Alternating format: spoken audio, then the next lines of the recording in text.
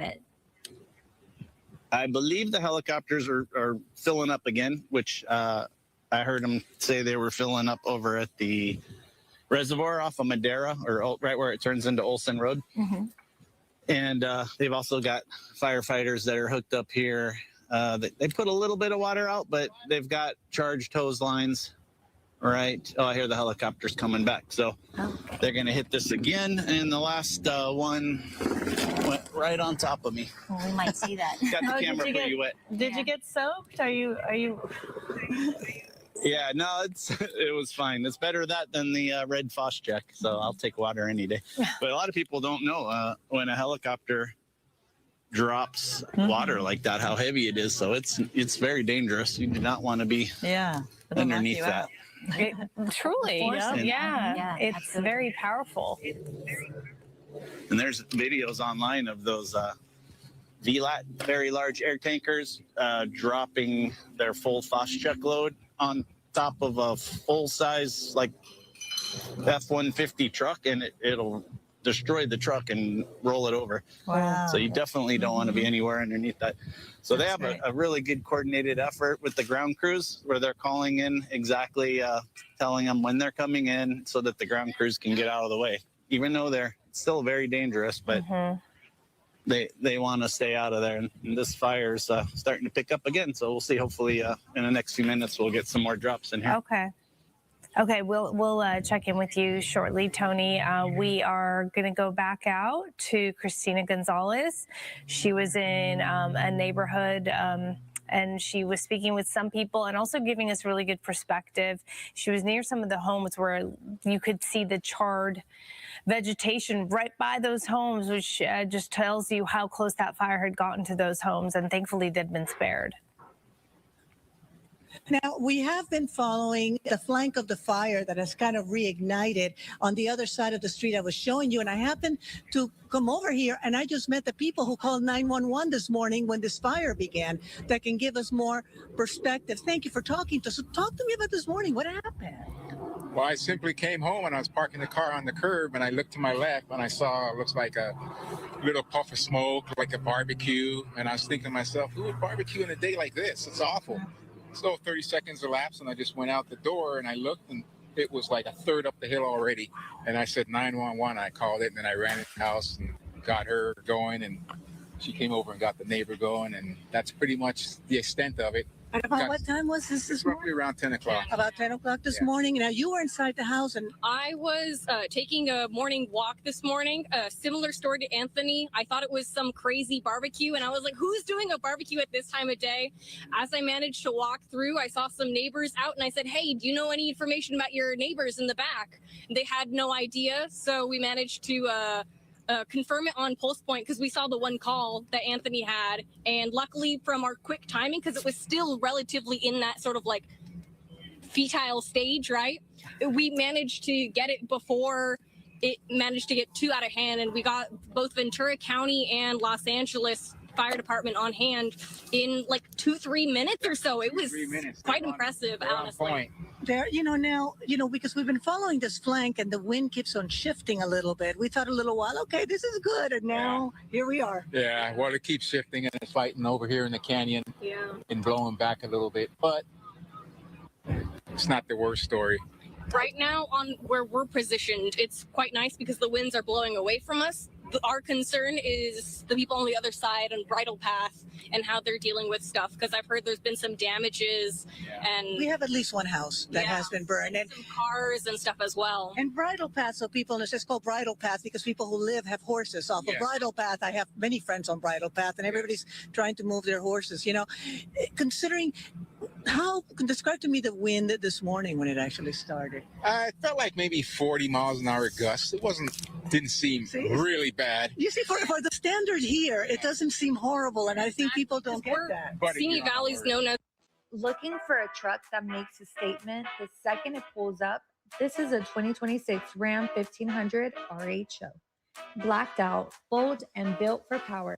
It was just a breezy morning, and I came to just enjoy myself, and I was had not expected at all the events that happened here today. Okay, thank you guys so much for talking to us. We do appreciate it. Again, these are the people who called this morning, 911, and we are in an evacuation area, and it looked pretty good, but now we've got it coming down the canyon. It's still blowing west of us, away from us. To give you perspective, if you see where that smoke, that dark smoke. Now, Olin, if you follow me here a little bit to your right, you will see the houses, how close this came to behind the houses here already when this started. So that is what these people were going through early this morning as they were going. How does it look? Did you guys just come from up there? How's it looking? No, man, we're down here. You're working over there? Are you ground crews and working behind the up there? I gotta go.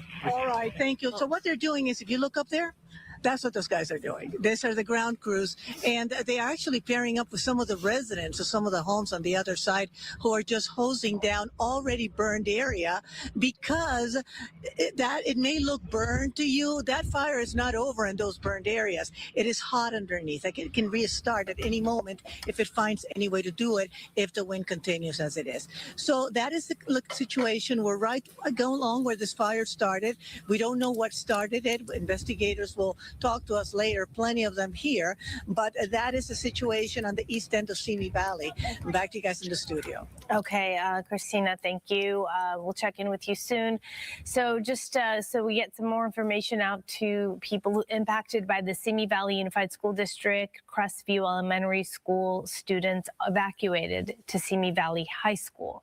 And that is at 5400 Cochran Street, Simi Valley. 60 to 65 kids are being taken. Most were picked up actually by their parents or a guardian.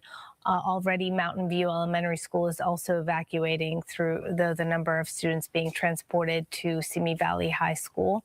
Again, that's 5400 Cochran Street. Officials still determining the next steps for Hillside Elementary School. So when we get some more information out of there, we'll add to that list. We do actually have some breaking news to tell you about. This is out of San Diego. Police responding to reports of an active shooting there at an Islamic center in Claremont. We'll try to get that image. There we go. So this is an active shooting at an Islamic center in Claremont. 10 minutes ago, police issued a statement that the incident is active, but they did say it's contained, noting the department's significant resources on scene at this time. Now, according to police, the alleged shooting happened at the Islamic Center of San Diego just after noon today. Police in the say that people in the surrounding neighborhoods, they were advised to shelter in place. And then we do know that Governor Newsom's press office issued a statement, and they said that he's been briefed on the situation, though we have no word yet on where the shooter is. Obviously, we also don't know what the motive is. We're going to keep an eye on things and monitor that situation and bring you the latest information we get throughout our coverage of the fire in Simi Valley. And with that, we go back up to Stu up in Skyfox, and Maria here with us still, watching the winds. We're waiting for that sign of the winds to start to back down a little bit as we get into the afternoon hours. Maria, you said that would be happening. Yeah, still on track to continue the current Santa Ana winds. These are winds coming out of the northeast, and when it does that, it dries things out even more. It warms up the atmosphere, and right now those wind gusts could be anywhere from 30 to 40 miles per hour. Some isolated areas up at the hilltops nearing 50 miles an hour. The fire does create its own weather conditions. It's important to remember that, and it will shift as the fire continues. Remember, it heats up the air around it and it rises, and as it does so, it creates a vacuum and it sucks in the air from all around. So at that point, the winds are really going to be erratic and variable related to the fires. That being said, in terms of Santa Ana wind events, this isn't on a really high extreme level. You heard some of the folks that live in that neighborhood. They woke up this morning and they considered it to be kind of an average breezy day. But this again sort of reinforces what we talk about when it doesn't take much wind at all to fan a flame and certainly carry these these embers downwind, and so it creates these hot spots everywhere. These winds are going to continue through the next couple of hours at least. The wind advisories that are in effect for the mountains, which includes this area in Ventura County, will be in effect at least until 3 p.m. And then we're thinking between 3 and 4 p.m. the winds will start to kind of die down close to advisory levels or just below. So that doesn't mean that the winds go away. It just means that it's going to fall just below that threshold. It'll still gust occasionally 30 plus miles per hour, and that can still fan those flames. Sure. But the good news is it's on its way down, and hopefully by 4 or 5 p.m. we'll get a little bit more of a sea breeze. And that will add a little bit more moisture, hopefully, in the atmosphere. We were just talking to our photographer, Tony Butita, on the ground there, right along the border of where the burn scar is. And he was saying in just the past half hour or so that he was really feeling a difference in the winds, that it was definitely dying down since the last 30 minutes or so that he's been standing there. Let's go to Stu now up in Skyfox, who could tell us about what your perspective is now that you're seeing this once again, Stu, from the sky. Hey, Sandy, good morning, and good morning, everybody. Yeah, we're making our way back to that fire. Skyfox all fueled up. You could see the smoke from Van Nuys, but we could actually start seeing some of these flames from about 7 miles away. Now, this, what I'm showing you right here, probably not what anybody wants to see, and not just because it's a brush fire. It's because this is on the downside of that crescent, on the top of that mountain. Now, we're probably not going to be able to see much of that as we get closer, because this is going to be on the south end of the fire, and that's on the downslope of that hillside. I was hoping that maybe when that fire hit that peak right there, that would be a natural break, but I guess because of the winds and that heavy fuel, it's really starting to creep down that other side. Now, I'm sure the fire department, they all know about it, and they're going to make plans to take care of it. Some of those Phos-Check lines that we were watching them lay earlier on, the fire's not really getting that close to it, but it's definitely there for that same reason, to protect it if the winds shift or possibly that fire starts making its way backtracking.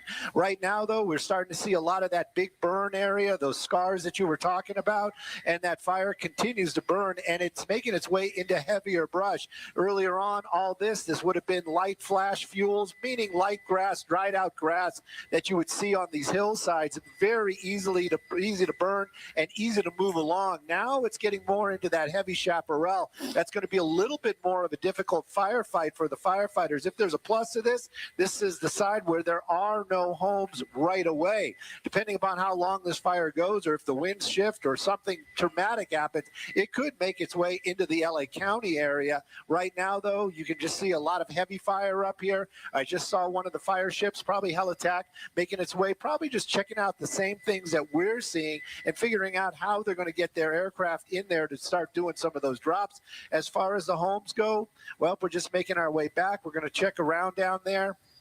I know that Tony was over there at Peter's Place. That was one of the spots where we watched a lot of those homeowners trying to slow the flames as they were getting closer to those homes. But they had that big fire break out there, so hopefully that's okay.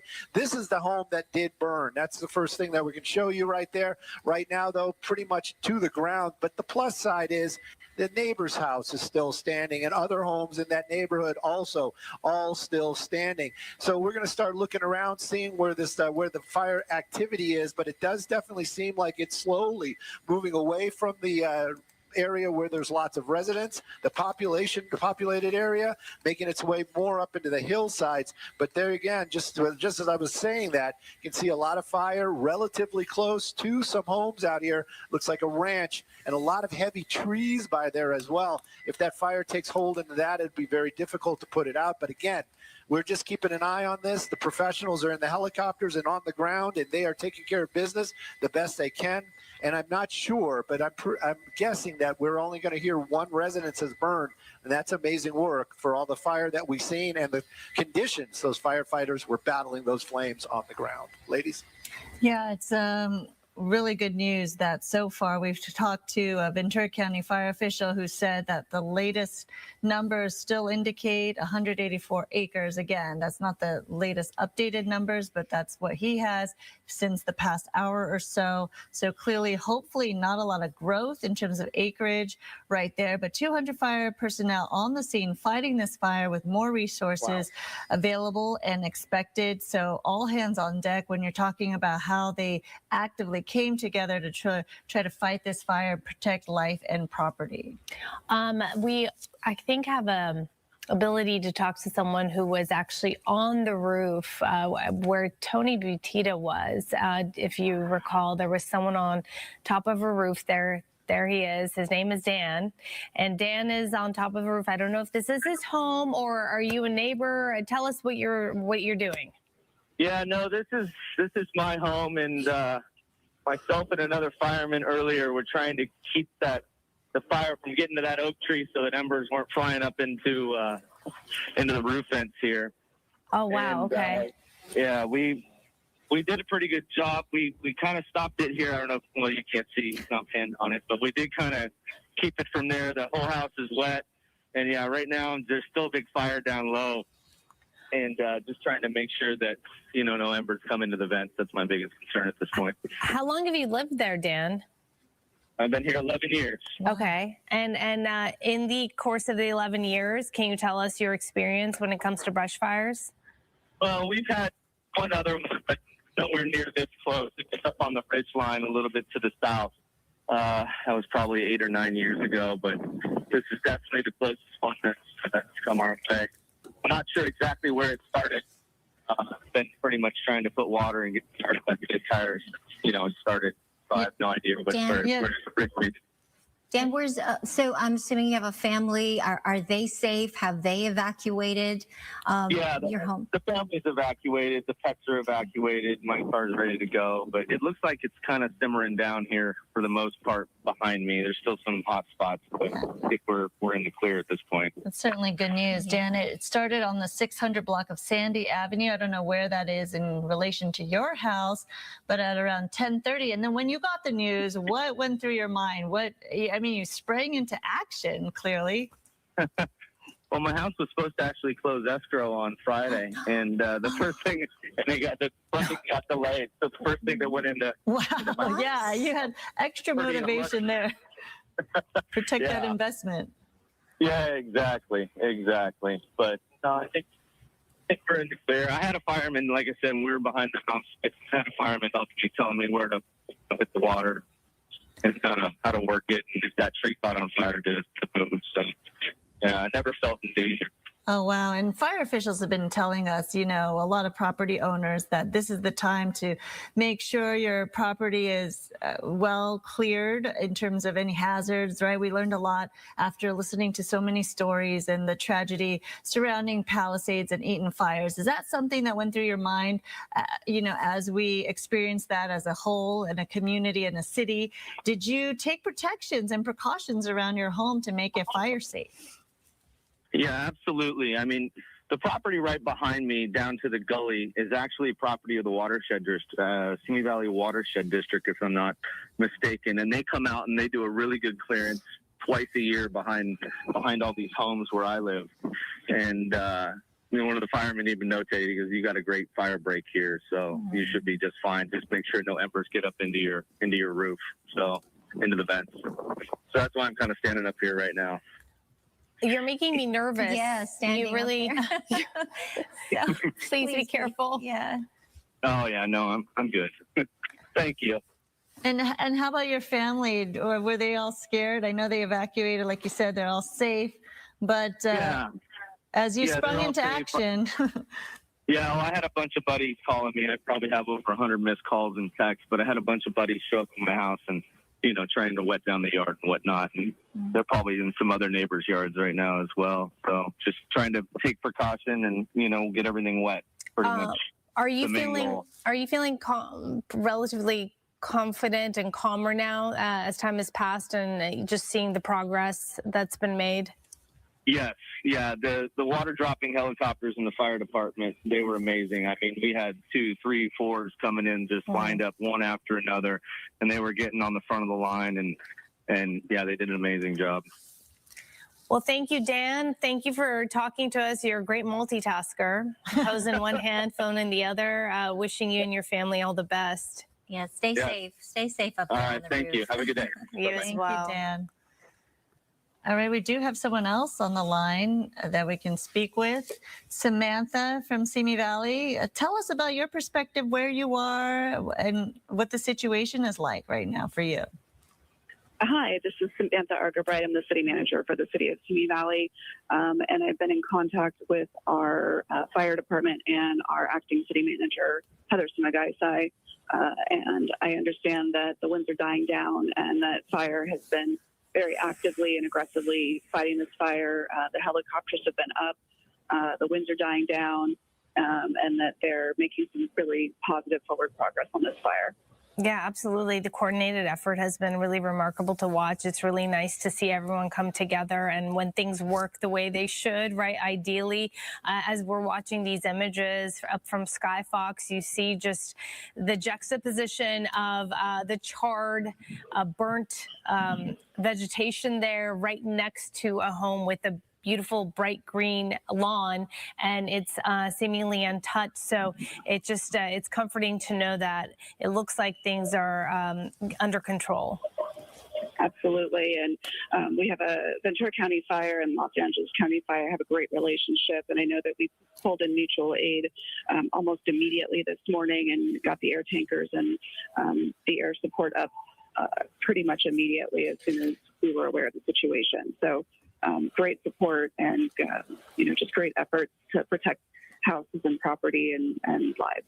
And as a city manager, what are you hearing in terms of residents and the surrounding area? How many structures potentially were damaged? Do you have any of that information? I have not received full confirmation. I believe that there was one outbuilding that I have received confirmation on that was damaged, but I have not received additional confirmation yet, and I don't want to speculate. Yeah, that is a big concern, obviously. And I know fire crews protecting life and property is their main concern. Also evacuations and the fact that you have 3 temporary shelters set up in place, one for residents, one for small animals, one for large animals. Has this been a coordinated plan that you've worked on for quite some time to make sure that when something like this happens, that everything is orderly and seemingly in place for people? Well, certainly, we have a great relationship with the Red Cross and with our partner agencies, and being in the area that we live in, we are certainly not immune to, and we're familiar with these fire events, and everyone is ready to jump into action as soon as we need to stand up the resources that we need to ensure that our residents have resources and that their pets and livestock have a place to go.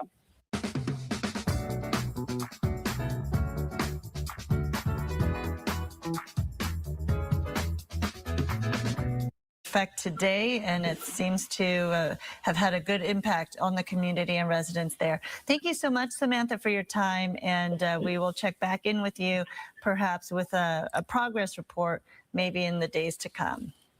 My pleasure. Thank you so much. All right, let's go to Christina Gonzalez now, who is live on the ground there. Christina, where are you now?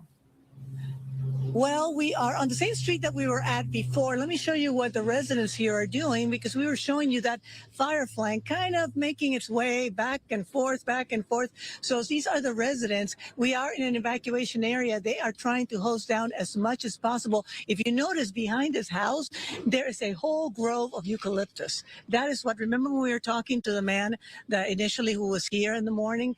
That is really a dangerous situation. And it's not in their property.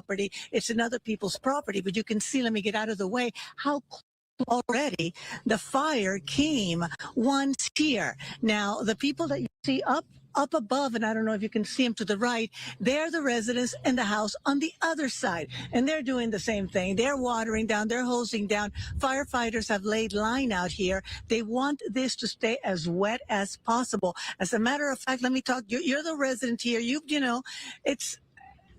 you're supposed to be leaving, but obviously Right. you're staying. Right. Yeah. We definitely want to protect our home as best as we can. So we decided to stay. My brother up here on the roof, taking care of the roof, keeping that wet.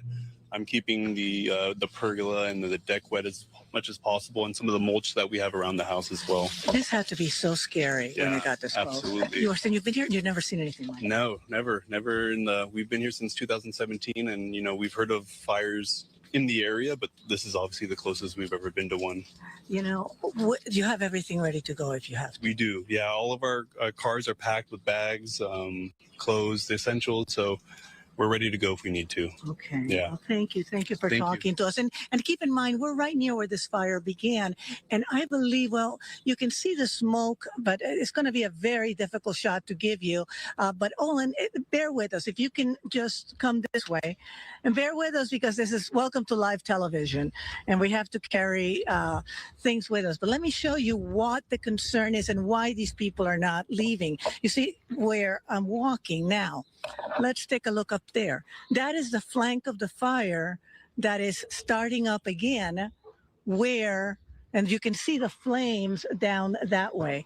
And that is what they're concerned about. Now, it's on the other side, it's just up the hill from here. They have been waiting. It's next to an area that has already been burned. So that is good. It's just that everything on that side has not. And then we showed you what's behind Olin, which is those eucalyptus. And with this kind of wind, the fire spots forward. It's not like it burns directly in line to get to the next place.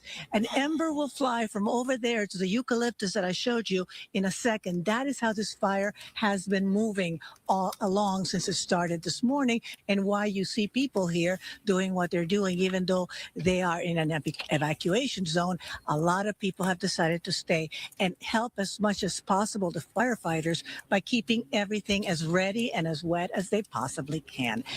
The situation, we have seen investigators here. The fire started somewhere in this area. They're trying to figure out why. We don't know, but we'll let you know more as soon as we can.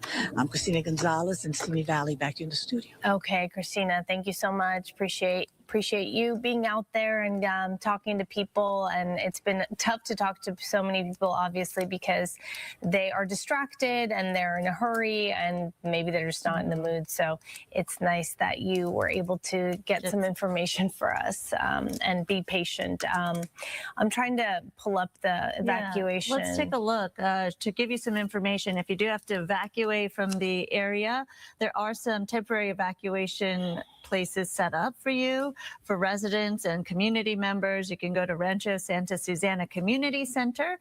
As you see right there, the address is 5005 East Los Angeles Avenue in Simi Valley. And for small animals, you can go make sure they have a shelter at Camarillo Animal Shelter. You can take your pets there. There's also actually 2 that have been set up for small animals. You can take them to Camarillo Animal Shelter as well as Simi Valley Animal Shelter. And for those larger animals, as we saw, the horses being taken out of that burn zone and the evacuation zones, you could take those larger animals to the Ventura County Fairgrounds. That's at 10 East Harbor Boulevard in Ventura. But take a look at your screen there. Those are the evacuation zones, as we've been telling you about. That's all posted on emergency.venturacounty.gov. And these zones are for evacuation orders that are in effect. That means you have to go now. And evacuation warning areas, which means get ready to go. Should the threat come near you, you should be ready to leave immediately. So those are the zones in question right now.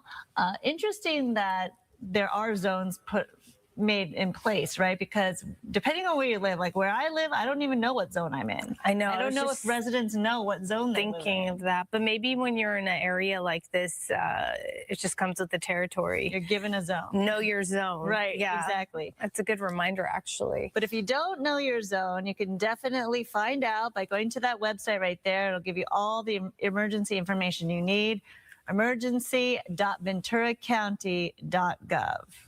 Okay, we do have one of our photojournalists, Al Rupp, right now. Al, you fill us in. Tell us where you are and what you're experiencing.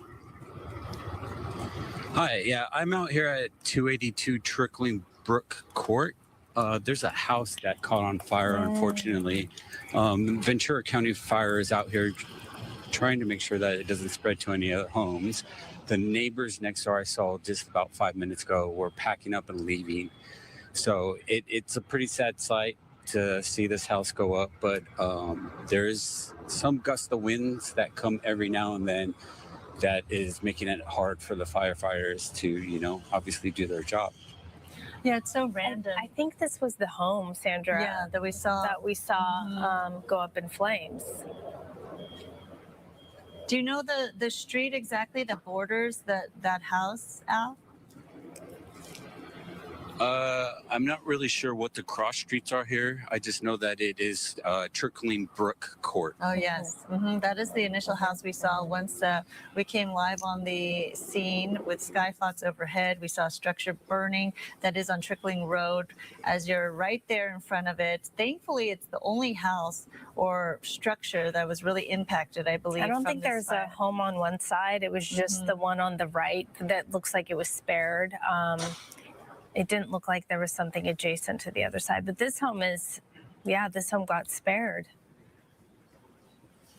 It's always frustrating and the confusing, only house isn't on it? this street. Yeah, how that happens. The random nature of a natural disaster, devastating fire, tornado, you name it. It's this weird impact it has where it can pick a spot to destroy and then be random and totally save and spare another structure right next to it. So clearly this is really unfortunate as we see from the ground there, everything that has been burnt and destroyed. So on the right-hand side, we have your shot, Al. That's the ground shot. And then on the left-hand side, we have the visual from up in Skyfox. And that is indeed the home that we watched from the beginning where it caught on fire. And then now this is the end result. So it's really heartbreaking to know that someone today woke up in their home and at 1:30 in the afternoon, that home is no longer standing. Is that the homeowner, Al? Or what were you mentioning about the people in the area? They all evacuated?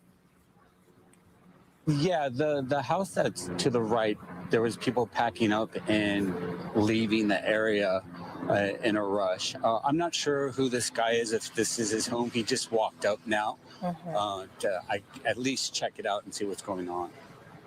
Oh, that's really sad. Are there firefighters still? I thought I saw someone walking by with. Okay, so let's see. We have the fire engine still there, and what are they doing now? Just checking for hot spots? Yeah, they were originally hosing down this house. They had some hoses out and water running, and now they're just here checking for hot spots and making sure that it doesn't spread to any other houses. What does it smell like where you are? It was pretty smoky, and you could really smell all the burnt, charred stuff. But with this breeze that's going on right now, it pretty much pushes it in the other direction. So it doesn't get as bad as it probably would if there was no breeze at all.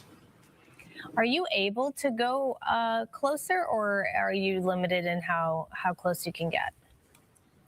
Yeah, the fire department has asked me to stay in the front yard and not to get any closer than that. It's interesting, those cars in the front of the home that got burnt down. I noticed them initially, and it looks like, at least from this vantage point, it doesn't look like they were really damaged, or does it? Or maybe the one in the front does, huh? Yeah, the Mini, I think it wasn't so much fire damage as the house our garage collapsed on top of it. Oh, I see that. And then all the other stuff is like water damage and smoke.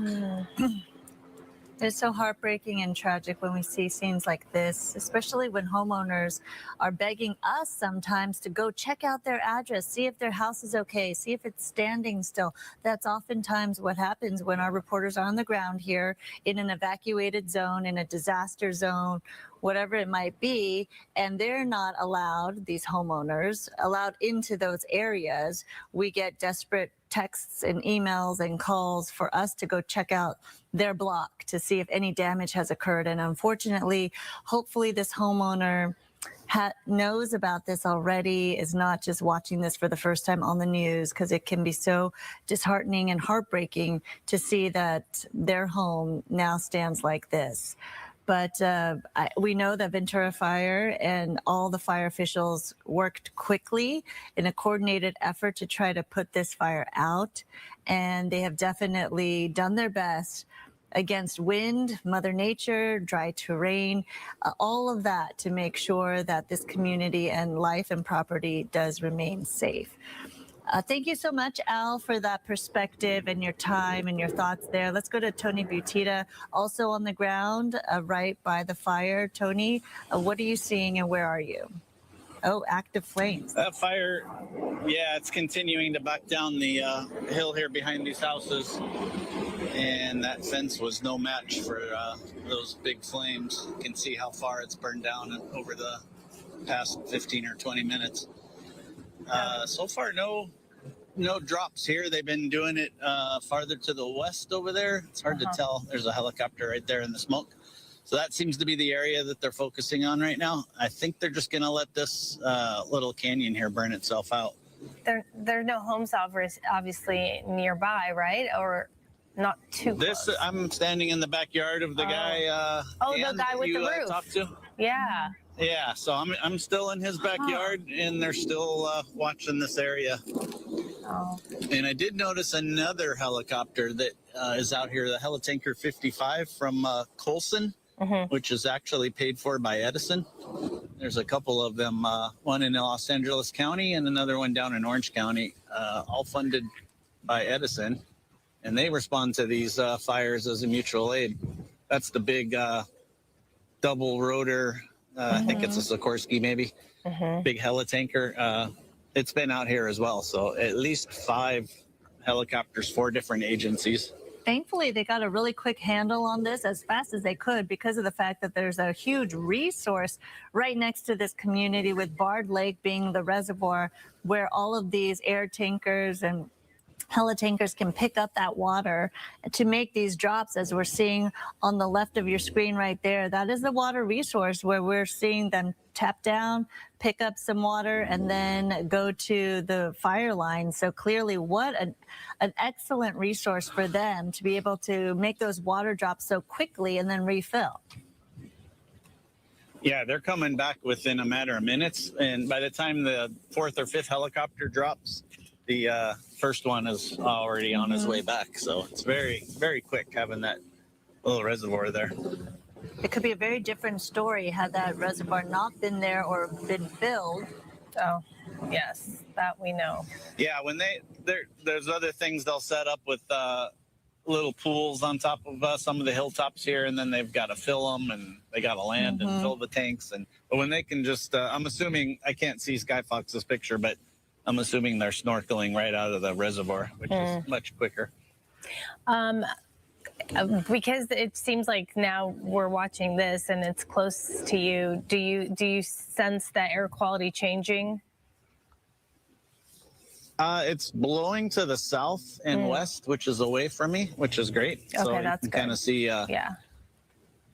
You can see it going off up to the right. That's south is to my right here.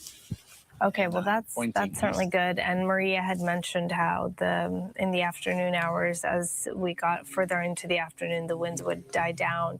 Hopefully you can see it's still consistent. Yeah, it's still blowing, but we're waiting for that to happen. And it got real gusty a few minutes ago to where I was having a hard time holding the camera steady. Oh wow. That's kind of died down. So it kind of comes and goes.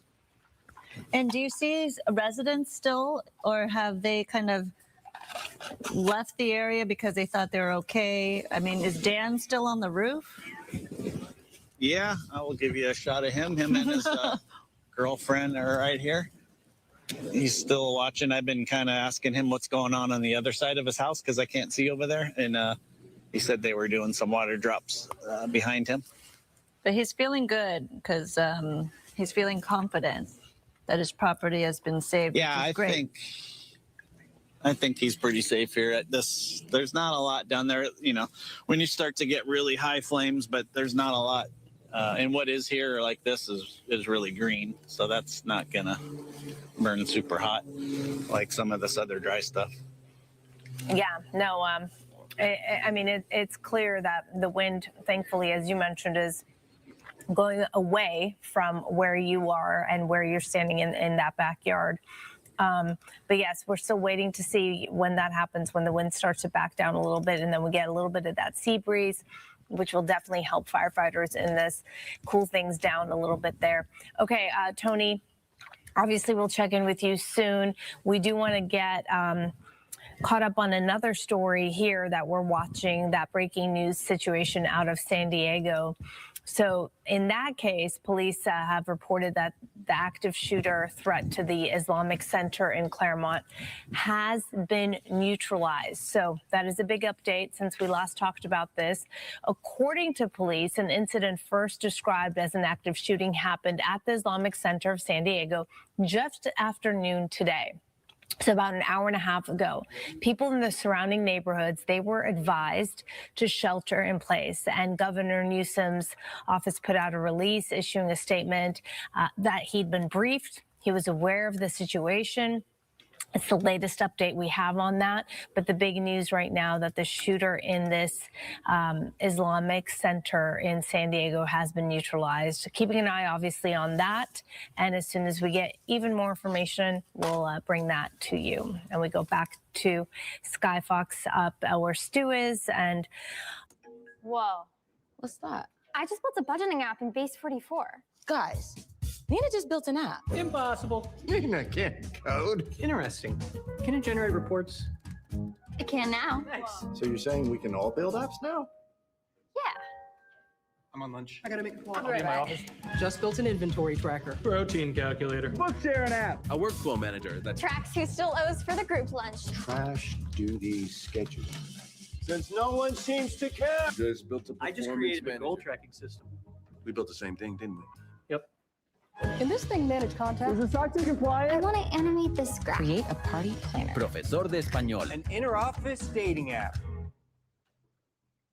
For dogs. For office dogs. You know what I mean? And this is our avenue. Sorry, it's Sandy Avenue. And if you can make it out, because it is quite a distance down there, that is actually going to be the spot where that fire started. How do you know that, Stu? Well, you can see that red tape in the distance there surrounding that one spot. And then you have those two investigators.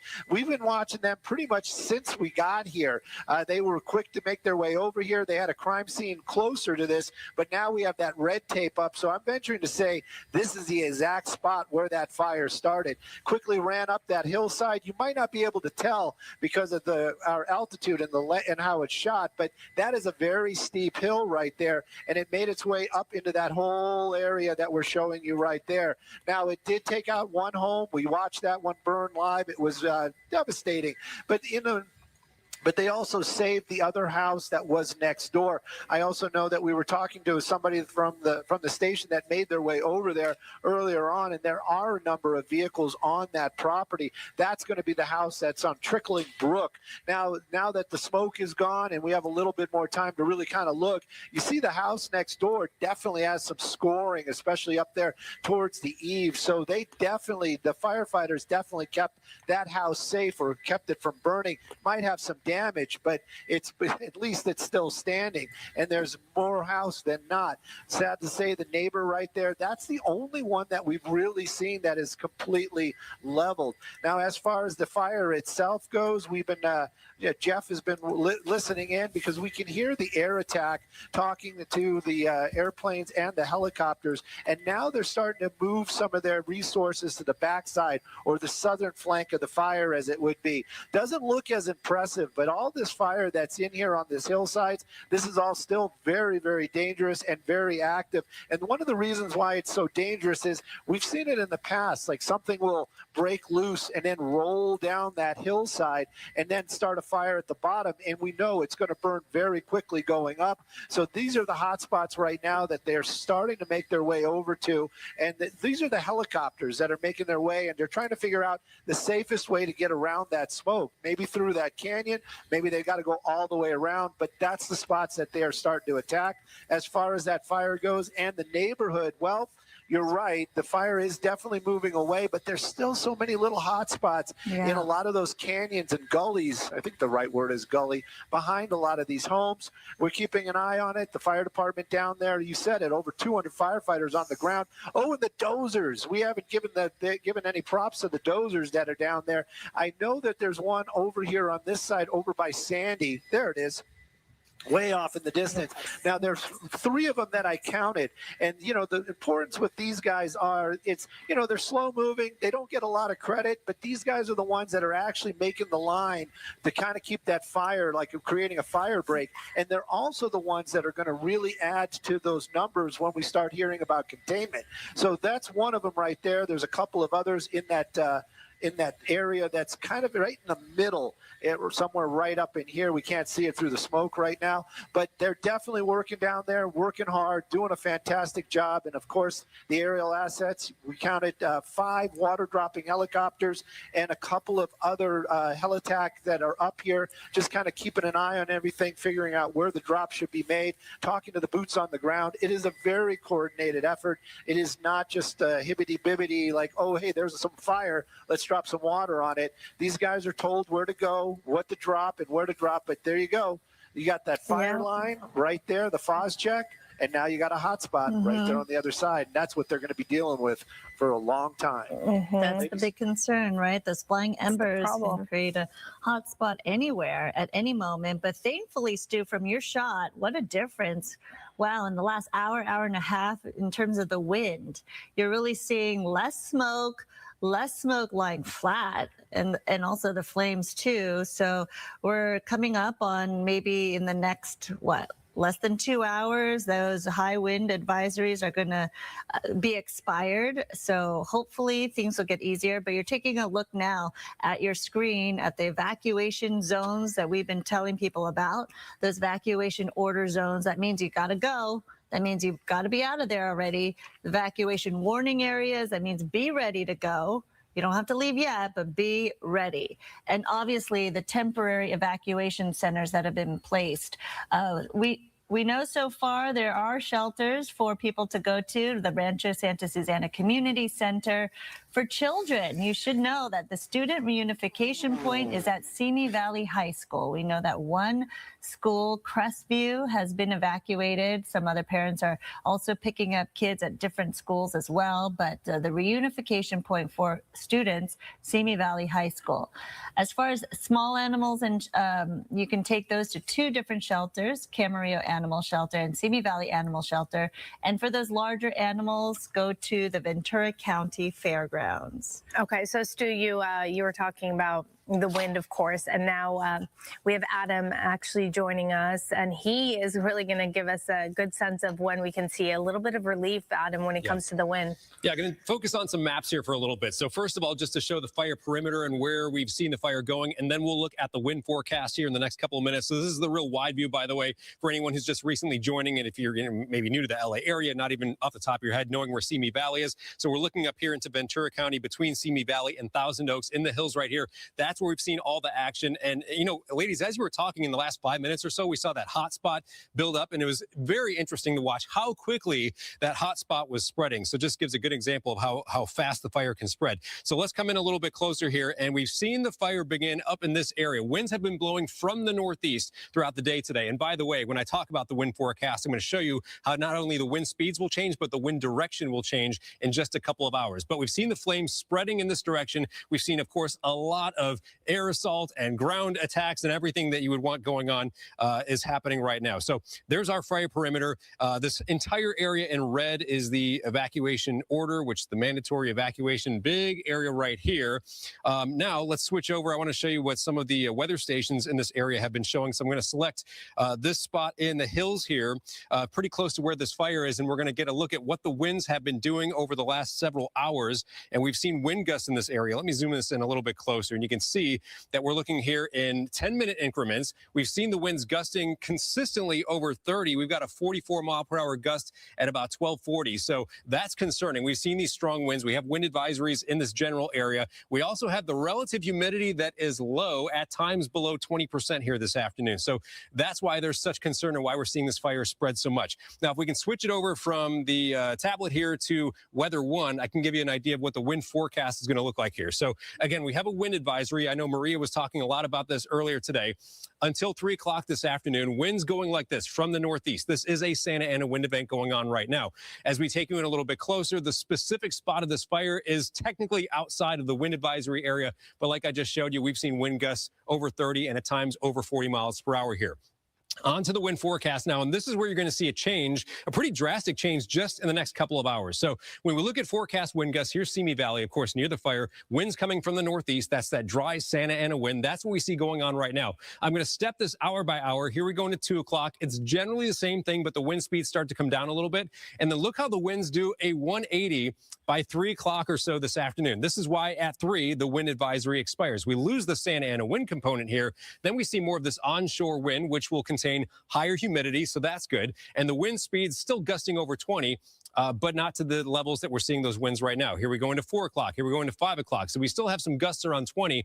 And this is why it's also important for the firefighters to protect kind of like the north end of the fire perimeter, because the winds will change direction and could start blowing embers back in the opposite direction from where they're blowing right now. Now, after 5 o'clock, I'll take you a little later into the evening, 8 p.m. This is great to see. We do expect this evening the winds to really turn calm. Wind speeds will be under 10 miles per hour, and that's where they should hold through the nighttime. So as long as they can get a good grasp on the perimeter here in the next few hours, that'll be most crucial when the winds are still kind of gusty. But later this evening, we do expect, again, not only the wind direction, but the wind speeds to change, and the winds will get much lower a little bit later on this evening. We'll head back to you.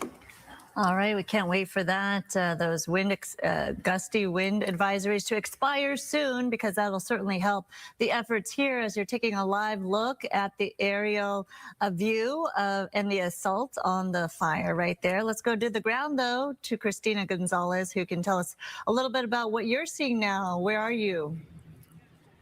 Well, they are hitting so hard with the drops, the area you see behind us. Let me show you some of the helicopters, a spotter plane. You've got, the plane above. They have been hitting and spotting this because, again, this is an area where the wind has shifted a little bit, and we've been showing you the flame. As a matter of fact, I don't know if he's still up there. You've got people, civilians up on the hill trying to hose down. I think, can you see him from over there, Olin? You know, these are people who are just trying to hose down that area where the fire burned but came to a stop behind the houses where there's a huge eucalyptus grove that you see over there. And behind us, what you can see, firefighters are actually laying line to behind every one of the homes that you see. But first, let me see. I see this. I'm hearing him getting closer. Let's see if we can get you one of the drops from the ground, because you hear them coming in and they're really loud. It's on your left, Olin.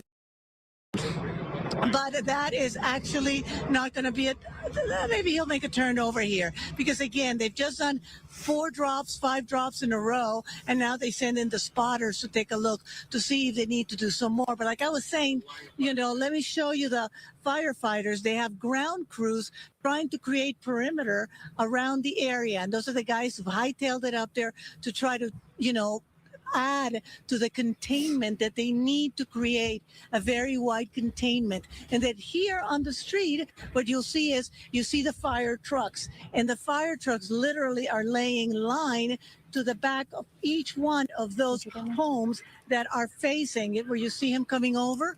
That is where you're at. Even with that said, though, you might be able to see that there's darker smoke popping up. And that darker smoke, the brown smoke, is smoke that has not been hit with fire, with water, or with retardant. So that is what they're trying to target right now, because we do have some hot spots coming in. So the tiers of approach to fighting this kind of fire is pretty massive. You've got, like I said, the air, which is that you can't fight a fire with it like this without the air crews. And then you have the ground crews creating line around them. We've shown them to you. And then you have the trucks out here creating lines on the ground, but also literally taking their hoses and taking them to the backs of the homes. It is a full-on firefight. I have to say, we were expecting the winds to calm down a little bit, but they have not. They have not. And this whole area has been evacuating, but a lot of people have decided to stay. They're keeping an eye on this. They feel confident with how the firefight was going. We're also very close to where this started. They're still looking at it. But as long as they see that brown smoke, they're going to keep on hitting it hard. And let me show you the kind of people. These are people who've lived here forever and ever. Oh, then let's go to the left, because this is a family we were talking to. Now they're on the other side. They're on the side where they're saying they're lucky because they don't have brush behind them. But how quickly can the house next to them, which is next to the brush, go? Scary, can I talk to you a second real quickly? Are you up to it? You have a second? Can you come on over? I just don't want to impede.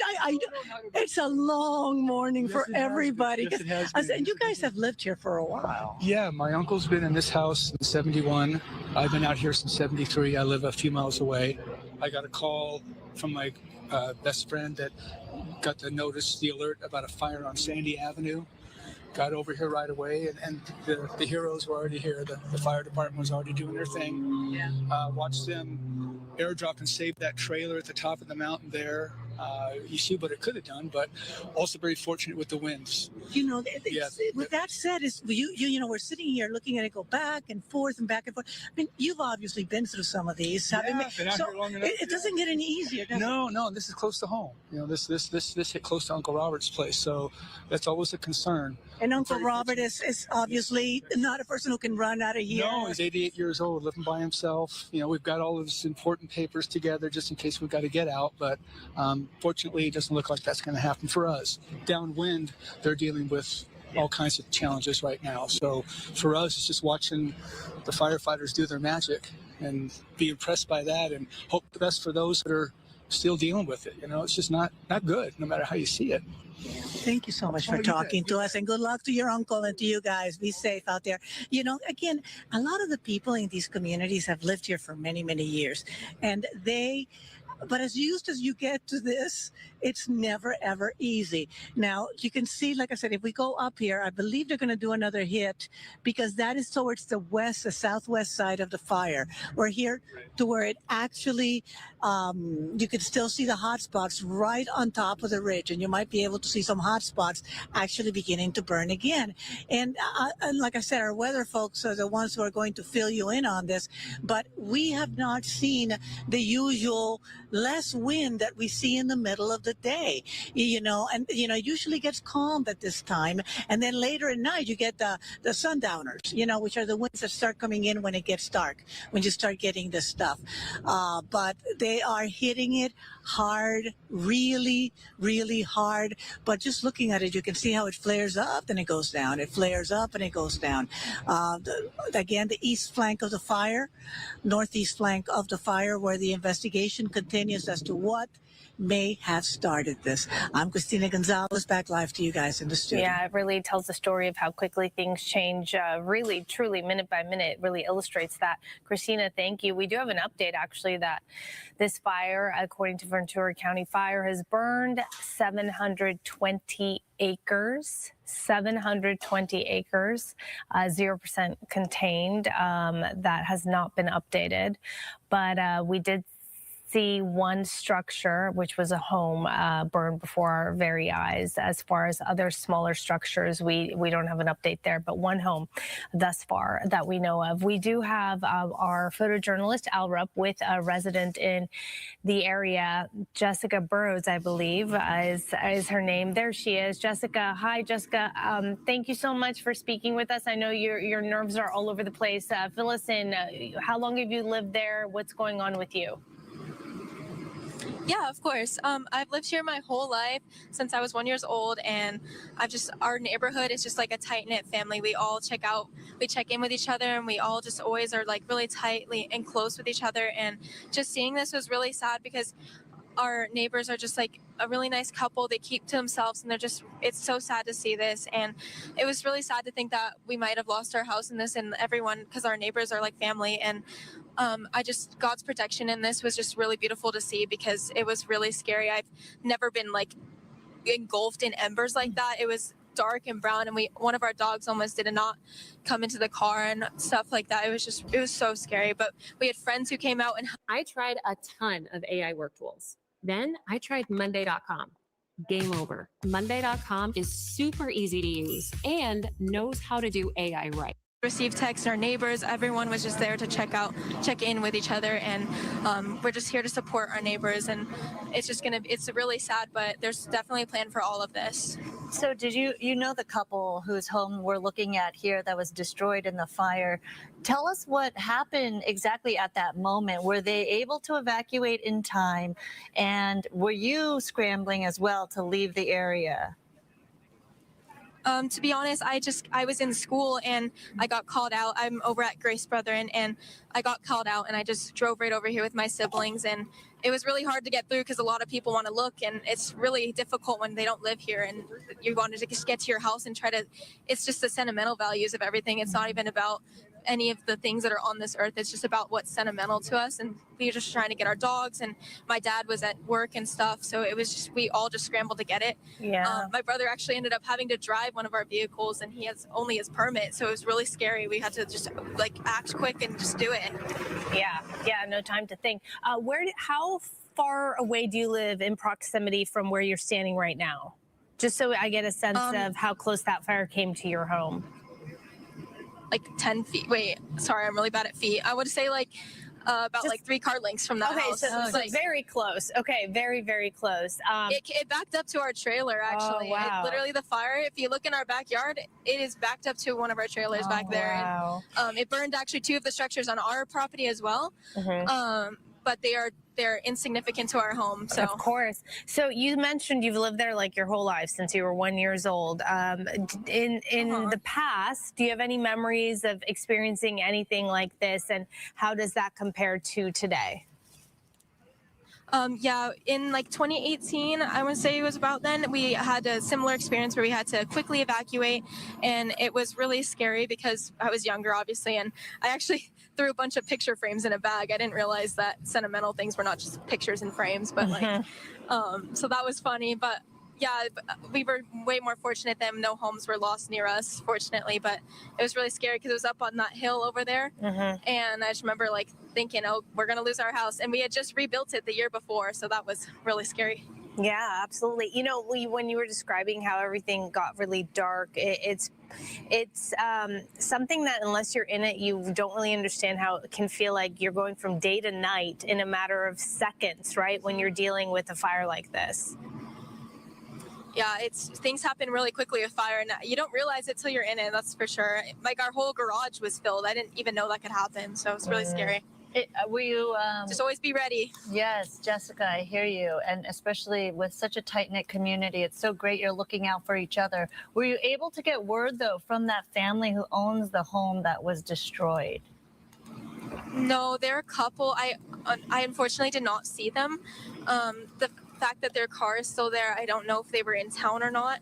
They kind of keep to themselves. They're really, really nice, though, and I always wave when I see them. I really hope that they're okay, and we're gonna make sure that they have a place to stay and all that. So hopefully they're doing okay. Yeah, obviously our hearts go out to you, the community, and your neighbor right there. It's going to be some time before. Praying for all of them, yeah. Yes. We appreciate you sharing your story and your experience, and we'll check back in with you. Glad you and your family are safe. Absolutely. Thank you. I appreciate it. All right, Jessica, thank you. Let's go out to Tony Butita. With a different perspective, you were seeing live flames where you were, Tony. What's the latest now? Yeah, I moved a little bit east, maybe half a mile or so from where I was before, in the backyard of Dan. It was on the roof, the guy you were talking to. I'm in the 600 block of Comet Avenue now, and you can see the camp crews. Remember I was talking earlier about once the fire burns through, the camp crews are going to have to come in and do the hard work of turning all this dirt over, looking for hot spots. And they'll be here for probably the better part of a week, making sure that this hot spots are out completely. Yeah. So they've got the hard job. And you can see how close it is to this neighborhood. And you can see a stark difference from the homes where I was earlier are a little newer. These are probably the older part of Simi. It just kind of, as you go like a block to the east or so, it started to get into like houses built in the 50s and 60s, which may not be as fire resistant as some of the newer homes. So they really got to get a handle on this. And usually when that spotter plane right there comes through, shortly afterwards going to be a FOSS check drop. There Yep. it is right there. Thankfully not over you, as we know. But we just got the information just moments ago that this has grown officially to 720 acres burned. So not surprising there, but definitely they've made progress. As you know, you've been there on the ground for over an hour now, at this point over an hour and a half, and you've seen a change, right? There's progress, there's hand crews down there, they have heavy equipment that they're carrying, and they're gonna do all the heavy work of overturning that soil and all of that. So clearly, progress is being made. Oh yeah, 100%. And you can see, let me show you this, the flag. It's not such a steady, straight out wind like it was before. So we are, and yeah, we'll send it back to you guys. All right, some good news there. Let's go straight down to San Diego now, where we have a live press conference regarding that active shooting threat at the San Diego Islamic Center. We began to receive calls from just a couple blocks away that we had more active gunfire. Officers were also responding to that call for service at the same time.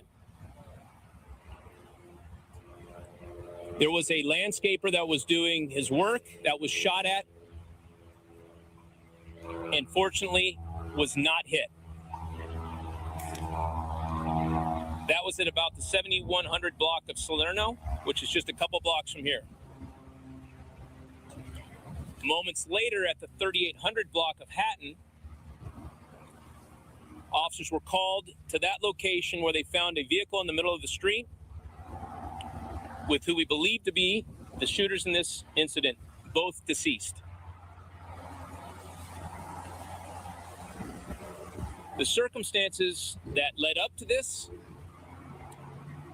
and the details of what happened and exactly which time it happened will come out in the days ahead. I can tell you, this is, in 28 years, this is the most dynamic and impressive response that I have ever seen in policing. We have every single police officer available throughout our county that dropped what they're doing and did exactly what they're trained to do: run towards gunfire. I could not be more proud, and I cannot express the gratitude, the willingness to step into harm's way in a moment like this. And I tell you what got me. Watching the kids come running out. Just thankful to be alive. I want to bring up Mark Remley from the FBI. Because of the Islamic Center location, we are considering this a hate crime until it's not. And at this point, we're going to work closely with the FBI to make sure that we're matching all the resources that we need for this investigation. So, Mark.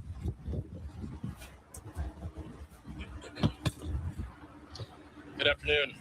My name is Mark Remley. I'm the special agent in charge of the FBI San Diego field office.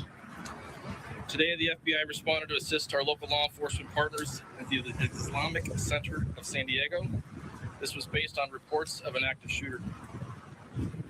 As the chief said, what we know at this time is that there are 3 deceased adult males, and those are the presumed victims at this time. On behalf of the FBI, we extend our sincerest condolences to the family and friends of the victims of this tragic incident. There were 2 subjects, both teenagers, and both are confirmed deceased. I want to thank our local law enforcement partners for their quick response that undoubtedly saved the additional loss of life. The FBI is meticulously assessing the situation and is prepared to employ every resource we have to uncover the facts of this incident. No community should have to go through such a tragic incident, but we will work tirelessly to learn the truth. We have on scene a number of special agents, task force officers, our evidence response personnel, victim specialists, and many more. As we work through this investigation, we ask for your patience to determine any motive and facts associated with the shooting. The FBI continues to ask for the public's help in providing any information that could help us resolve this investigation, and we remind the public that any detail, no matter how small, could be useful. The FBI has set up a digital media tip line for information regarding the shooting. We ask that the public submit their tips to FBI.gov or call 1-800-CALL-FBI with any information you may have. Thank you.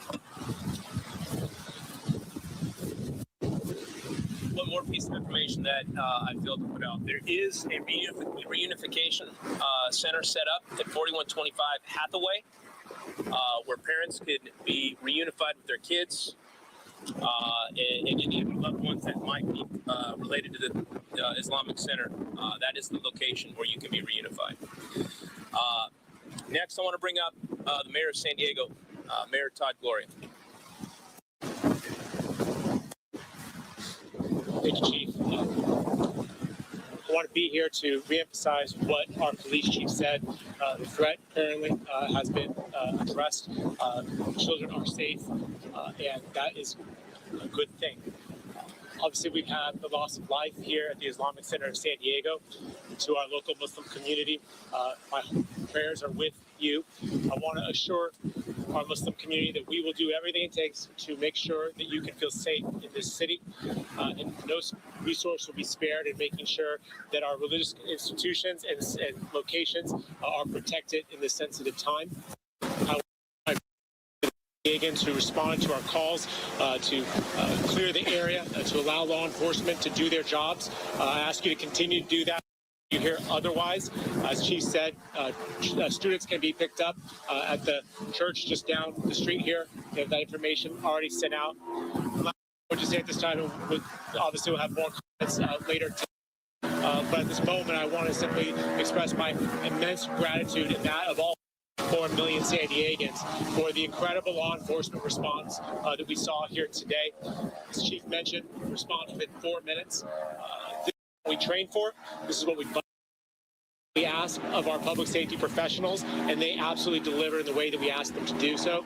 I appreciate our San Diego Police Department, our San Diego Fire and Rescue Department, our Chief of the Fire Department is here as well as our local, state, and federal partners, many of whom have been in touch with me directly, recognizing the gravity of this situation and why it is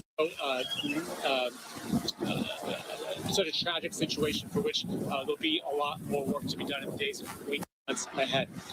Again, my condolences to the victims and their families. To our Muslim community. One of our great leaders is here, Imam Taha, who is directly impacted.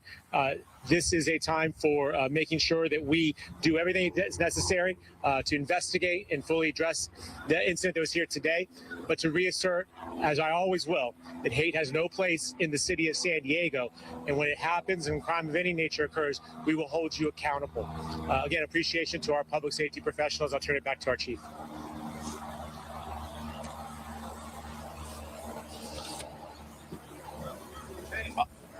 I'll open it up to questions here in just a second. I want you to keep in mind, we're giving you what we have and what we know at this point, and there's only so many limitations. There's a limitation of what we can go into at this point until we can confirm information. So with that, we'll open up to a couple questions. 5 total, 3 here, 2 in another car. Yeah. So thank you for asking that. How many total deceased? So we have our 2 suspects that are deceased. We have 3 victims at the Islamic Center. All 3 are adults, for a total of 5 people that are deceased related to this incident. I wanted to confirm the VOLA, the county-wide one that went out this morning. Is that what you connected to this? The dad that called 911 saying that his son's car and shot slugs were missing. Yeah, One of the suspects here. yeah. So we are actively investigating that right now. to figure out and piece together exactly what led to this moment.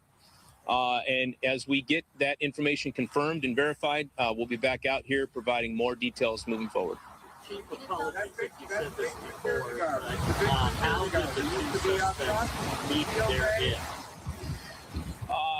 So the suspects at this point appear to have died from self-inflicted gunshot wounds. There were no officers involved in firing their weapons. But that is still very preliminary at this point. But that's what we believe right now. 2 males. Do you have ages? At this point, we believe them to be 17 and 19. The suspect's identity was put out in the air quickly. Was the suspect already known that they pre-planned this and people were aware of this before it happened? So, again, we are actively investigating the things that led up to this. Obviously, these things don't typically just happen on a whim. And the information that we knew preceding it is what we're actively looking into. And once we get that information verified and assembled, we will provide it. Yes, ma'am.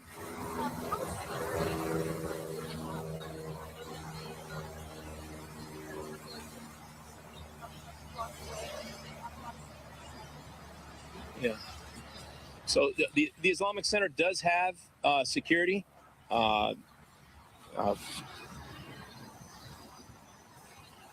One of the deceased is a security guard that works there, and I think played a pivotal role in assisting from this being much worse. Chief, are there cameras there? Are you looking at footage? Yes. Yeah. The Islamic Center does have cameras, and there is footage. There's going to be a tremendous amount of information and details that we're going to try to sort and put this puzzle back together again. Do you know what type of firearms were being used at all? Not confirmed. Do you know about any shots fired maybe? No, we don't. You know there was a lockdown at other religious institutions away from this location. Was that something you put out, or was that self-imposed? Shannon, I don't necessarily know, which locations were put on a lockdown. There's other neighboring schools in the area. It's standard protocol. When information like this comes out with an active shooter, we try our best to get that information out and either shelter in place or evacuate from the area if it's ideally safe to do so. So that would not be outside of protocol for that to happen. Just one more question. Yes. When the agents arrived to the scene.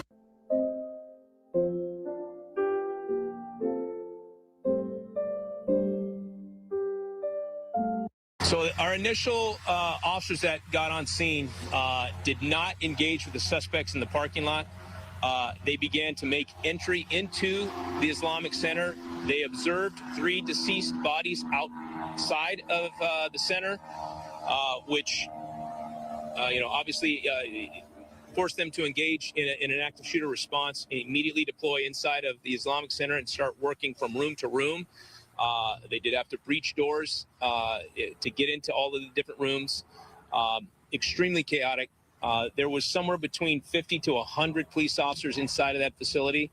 All of you that responded here could see how many officers and deputies from around the county that were surrounding the outside of the facility.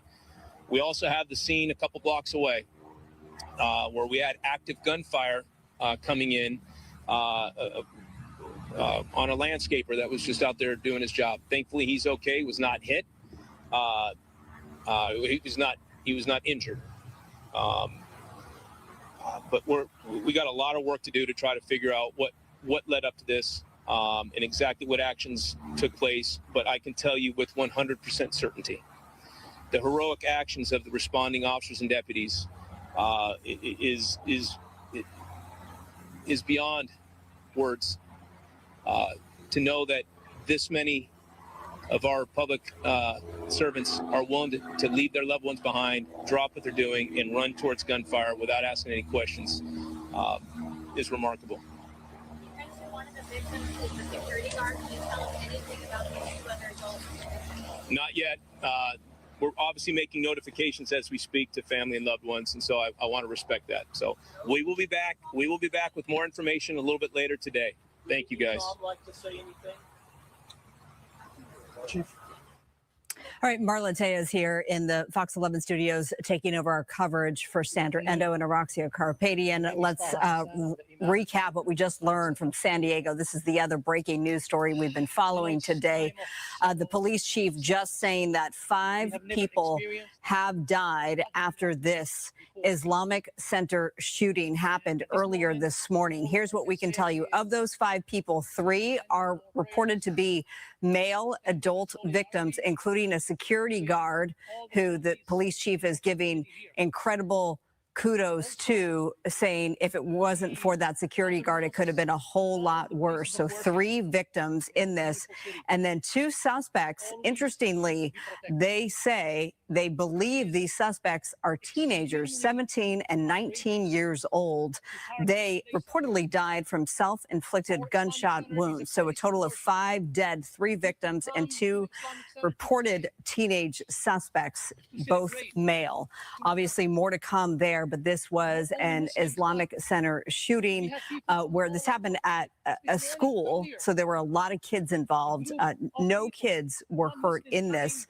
Obviously, different situation for their mental health, having gone through this, but more to come from San Diego. In the meantime, let's get back to our coverage with Stu Mundell live in Sky Fox as we cover the Sandy fire, erupted now to more than 700 acres.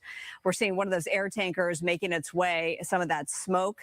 That looks like a lot better in terms of no active flames. Stu, what do we know right now? Well, Marla, hello. First of all, good to work with you. Once again, we're checking out that fire. Like you said, this thing exploded into 700 acres very, very quickly. Skyfox getting here before 11 o'clock. And when we arrived, what a different picture that was. For anybody that might just be joining us, let's kind of do an aerial tour of what is going on. You know, you just called it. It's called the Sandy Fire, and it's called that because it started here on Sandy Ave. This is the actual backyard of the home where that fire started. We were watching investigators down there taking a look at what's going on, and actually this angle really kind of shows you how that is a hill. Sometimes when we're over it, we're looking kind of down, you don't really get the grasp of that's a hill. So you had terrain, a big hill right there, you had light flash fuels, that was a lot of dried grass out there, and then you had that wind event happening, and boy, what happened? Take a look. It ripped through this area, huge flames when we first arrived. That heavy smoke made it very difficult even just to see some of these homes down there.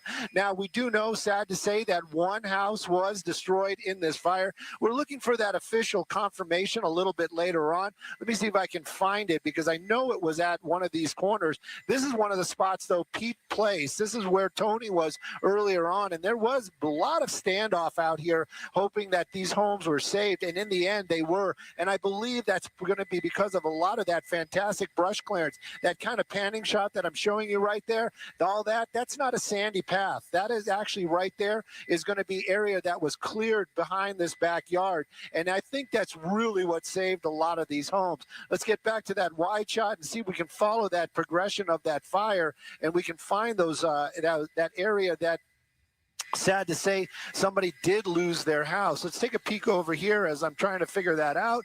Nope, that's not the street we were looking for. We'll find it. But that fire definitely spread very, very quickly. Now, they did get resources out here fast in the air and on the ground. In the end, they're talking about 200 boots on the ground. They've got a couple of dozers out there as well. Those dozers doing amazing work. They're kind of the unsung heroes, because that's going to the ones that are going to be cutting that fire line around all this and give you those numbers later on when we start talking containment.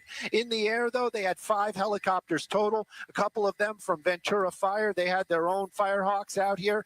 2 Colson ships, those are the ones that are on contract, and as I understand it, may actually be paid for by Edison after those fires that we had a while ago. Now, they were out here too, and those are huge helicopters packed with a lot of tech, and they were doing some amazing drops as well. And then our regular boys, well, not regular, but our homegrown, that's going to be see LA City and LA County out here as well, doing some fantastic drops. In the end, though, they actually had to call for this Forest Service to bring in the Fosjack. You can see that line being lined over there, and one of those ships are right there. That's going to be a lead plane, so possibly they're going to be doing some more drops here shortly. Matt was on just earlier on, and he was talking about the winds and how they are going to possibly do a 180, and that might explain why these Fosjack lines are on the east side of this fire when it was definitely running to the west. So possibly this is what the plan is that they're thinking that, well, when those winds change, we're going to have that line kind of reinforced, and it's basically just going to burn back on itself. Right now, though, still a very active firefight. Like I said, one home was destroyed in the end that we know of. A couple of others may have damage, but in the end, take a look. All these other homes down there have been saved. The firefighters doing amazing work, Marla. Yeah, and what a collaborative effort it has been. You talk about LA City Fire, LA County, Ventura County, CAL FIRE. Responses were incredible. I mean, we were hearing from residents who actually called 911 when they first got wind of the flames, and they said within minutes, 2-3 minutes, there were crews already on the ground. So kudos to our firefighting crews out there as we zoom in. And I believe that is the home that you were looking for, right? That is no longer, Stu? Yep. That's the one that, and again, we watched this firefight happen. And, you know, to think that if there's anybody that's making judgment calls, trust me when I tell you, the winds were crazy. The fire, the flame, the licks of flame that were coming up that hillside, huge. And there was one fire truck on station down there that was battling those flames. Now that house next to it, you might be able to make out some scoring up there towards the top, some discoloration. But in the end, that's the only damage to that house. And the winds were basically coming this way, up that hill, and pushing it onto that house next door. So the fire department doing amazing work down there. Very sad to say a homeowner did lose their house, but in the long run, all these other homes were saved, especially in that neighborhood. And the firefighters on the ground, it was very, very tough work just watching that. And again, you might say, well, we didn't really have a wind event. Yeah, Maria actually did say that this did fall under Santa Ana winds, but also we know just by living in California and covering these so often, these fires, they make their own weather systems, and that wind was ripping down there. We were watching, and it was like, that was part of, that's how we knew, was because the winds were moving by so fast that we could see the house, and then it would be covered by smoke, see the house, and then these trees, you could make out that those winds were harsh. Since we have you, Stu, and you have the best view in town of the charred hillsides, you were just showing us those active flames. I believe it was the northeast flank of the fire, of the ridge there.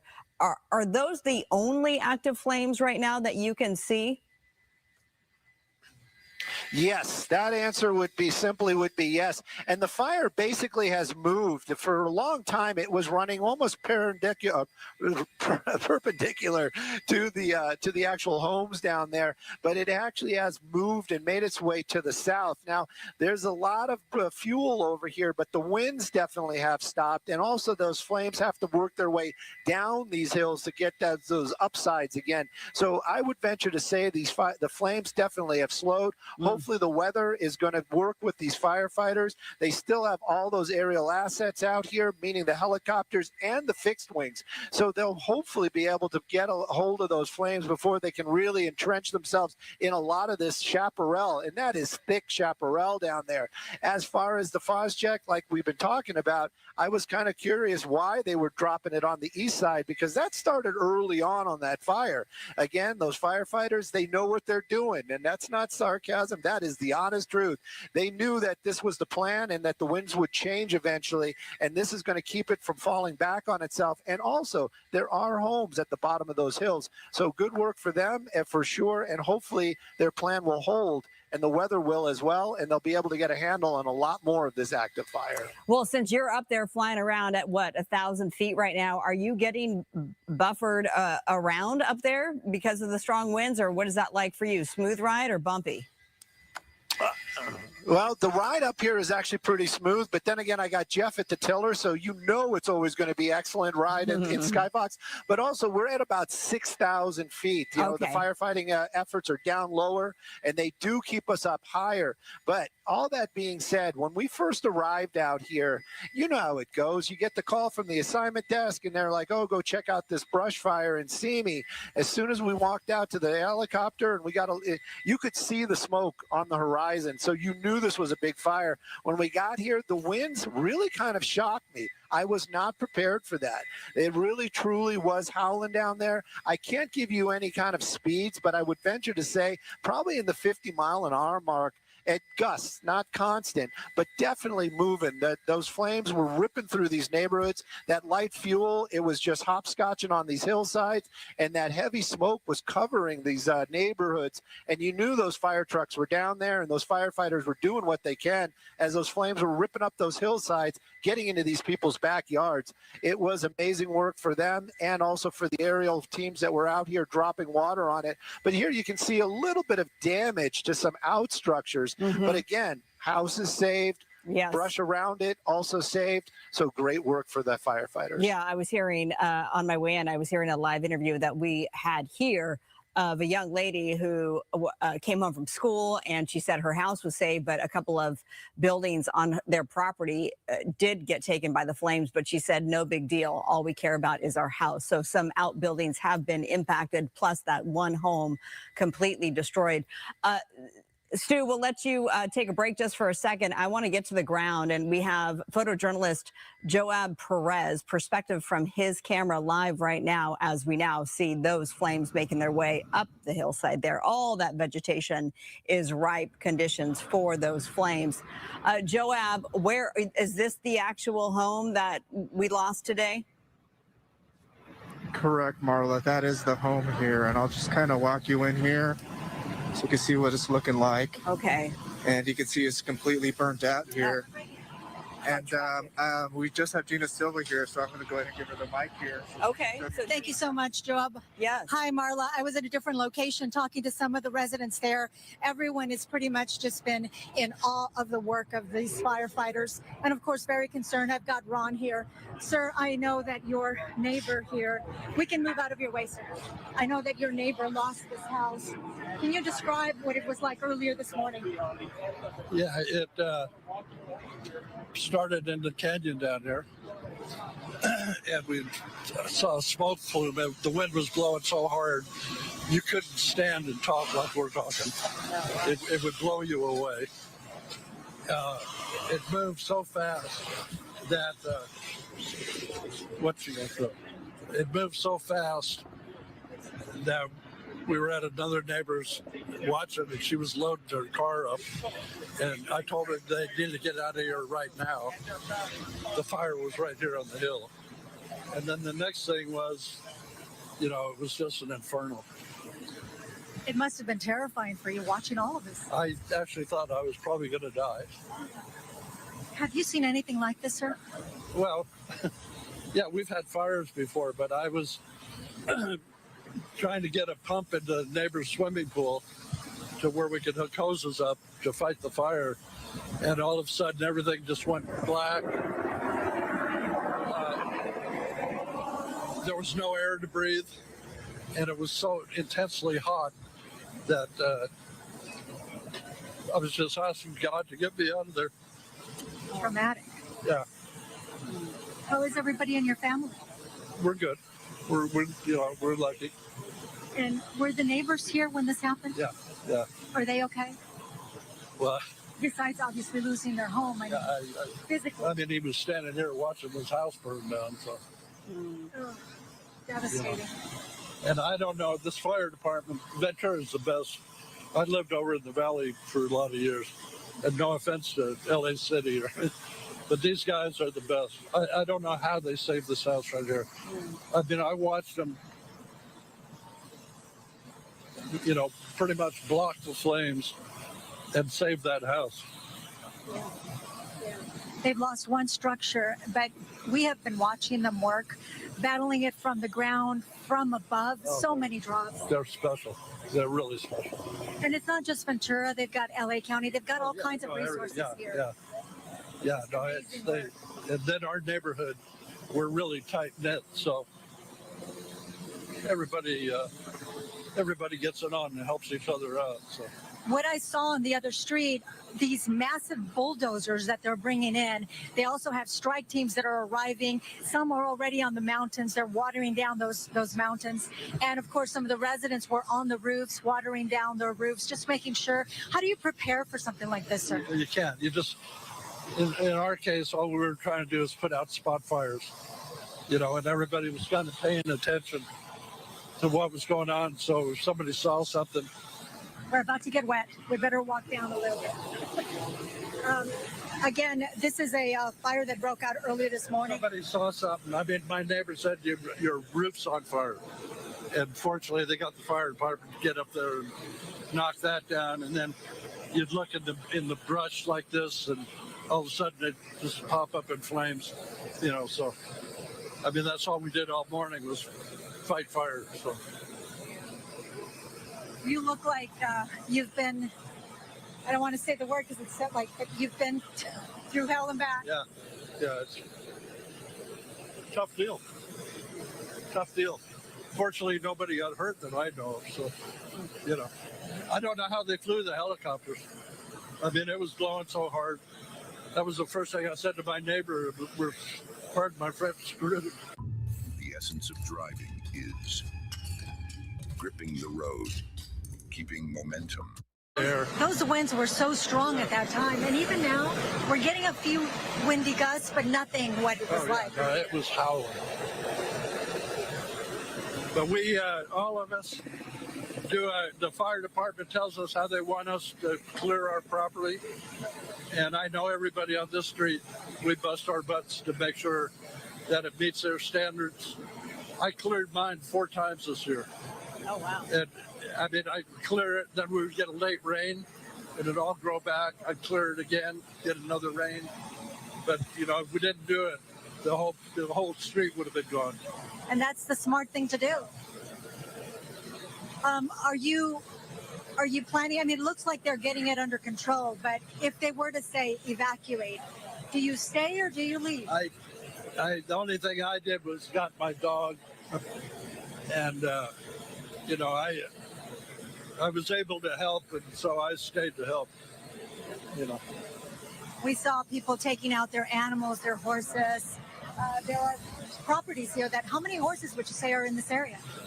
Well, there's 600 homes in this community are all horse property. I don't know what the head count horse-wise is. I would think probably a good 400 head somewhere around there. But we practice the skills on evacuation and that type of thing. You want your horses to be able to get in a trailer. You don't want to wait till this is going on to try to figure out, he's not going to get in. Well, would you ever consider moving out of this area that is so close to the mountains? I made my life. I was a professor at Pierce College. I started the horse program there, and I've been fortunate enough to make a living from the horse my whole life. My son, we have a ranch up in Eastern Oregon where we raise cattle and horses and that. And no, it's just, you want to be prepared. I was the one that started the evacuation program at the college, built the horse center over there. So, my life is connected. So you are the kind of person that would tell people, follow orders. Right, exactly. All right, sir. Well, I thank you so much for speaking with us, and I'm so glad that your home is doing just fine. Unfortunately, your neighbor lost his home. And Marla, I'll send it back to you in the studio. Hey, Gina, what an emotional, compelling interview. What a nice man he is, and we thank him for being so prepared and all he's done for the community. Gina, I don't know if you can still hear me. I'm just curious, the homeowner who did lose their home, are they there? Was it a Is it a family? How did they get alerted to the flames coming up the embankment, the canyon? Those are all very good questions, but I don't have the Okay. answers to that. I understand the family is no longer here. Okay. But how they were alerted, I can only assume, you know, it was so windy, it might have been hitting the windows. They looked out, and then all of a sudden you see those flames in your backyard. I mean, can you imagine how terrifying that must have been? Just absolutely horrible. But yeah, you know, thank goodness that as of now, no reported injuries as far as we know here on the ground. You may have a different information with you. I'm not sure. No, we haven't heard of any injuries either, so that's great news. We've just been reporting 720 acres, 0% containment, no injuries, one home lost, we don't have a number in terms of other structures that have been damaged or destroyed, but there have been some outbuildings that we've seen damaged and heard about. So it is more than one structure, but at this point, just one home. Yes, and there are so many resources here. I know we mentioned Ventura, LA County, LA City.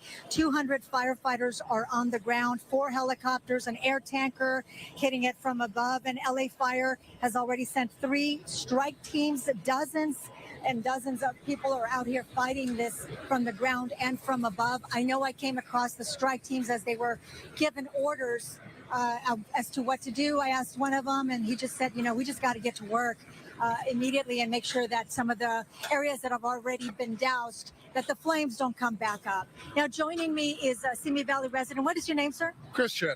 Christian, were you here when it first started? Yeah, I was down the street. I was living on my, I was literally just hearing helicopters go by, and I walk outside and just see a plume of smoke. Just seeing what was happening and following along with the news, just trying to figure out what's happening, if I have to get out, if I have to get my dogs out. Unfortunately, this happened a few years ago. I don't know if many people remember the Woolsey fire, but it's practically going the same route. And I'll be honest with you, I've hiked these hills back on time again. There's brush that's taller than me. I'm 6'1", and you see brush that's probably double my size, and it's just not being mitigated. So it's an unfortunate thing, but until we really see brush fires like our control burns and all these different forest management things that we don't see that here. And it's unfortunate because these people lost their homes, my neighbors. And you know your neighbors, were they here when it happened, or were they out of town? I'm further down. I don't really know these people, my neighbors personally, but I know like a lot of people in this neighborhood. They're very like shaken up about this, obviously, and we're just so grateful for the Ventura County Fire Department and all of the first responders here. Luckily, here we have the reservoir, which is a few miles away. So I think the helicopters have just been nonstop and dropping water in and around this neighborhood to put a stop to the fire. I think that without that, and had they had to go all the way to the ocean, we would have been in a lot different situation. So when you talk about mitigation, who do you blame? Who do I blame? I honestly blame Gavin Newsom. Like Gavin Newsom and a lot of the different like forest management agencies, they have ruined this state when it comes to forest management. Like we see them building so much money into other, like for example, green energy. We see green energy, it's them spending all this money, yet the power lines have not been updated in 50 years. You look at all these different like controlled fire burns that have been taking years to actually get done, they aren't doing them. And I just think it's really unfortunate because a lot of people have lost their homes. Palisades have completely burned because of it. You look at the reservoirs with Karen Bass, it's unacceptable in my opinion. Well, thank you for your opinion. Regarding how it all went down this morning, I know you witnessed it. Describe your emotional state. I was panicking, I'll be honest with you, because I just got back from Camp Pendleton. I'm a Marine Corps reservist, so I had my drill weekend this weekend. Got back, woke up, and I'm like, oh, okay, another day. And then I see the fire, I see the plumes of smoke, and I'm just scrambling to get my dogs and everybody ready in case I have to get out. I have 5 dogs, and all of our personal paperwork, I needed to get it sorted and get it taken care of to make sure if we did need to get out, we could. And you mentioned the Woolsey fire.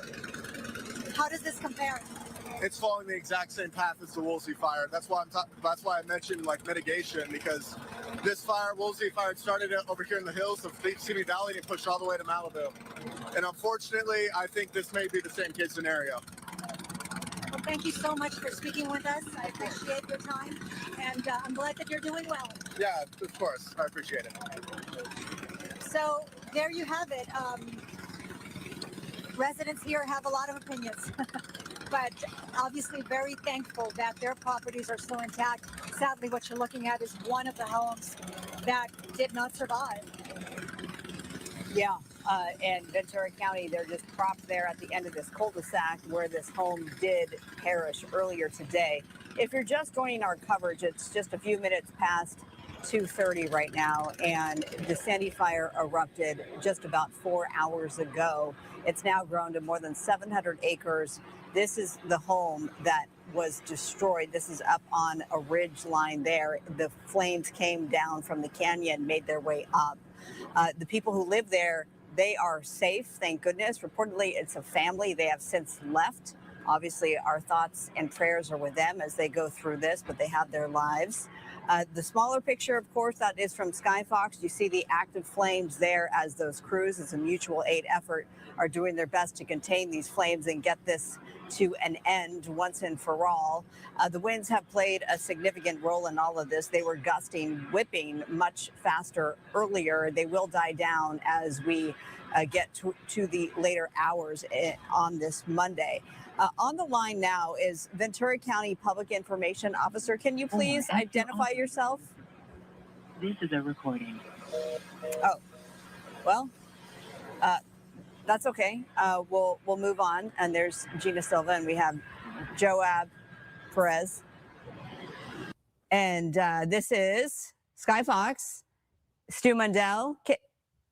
Okay, got it. Okay, so this is just a live picture from Skyfox, and we have those active flames there. We're talking about the winds. Let's bring in Chief Meteorologist Adam Kruger, if we could, to give us more of an exact perspective of the winds currently.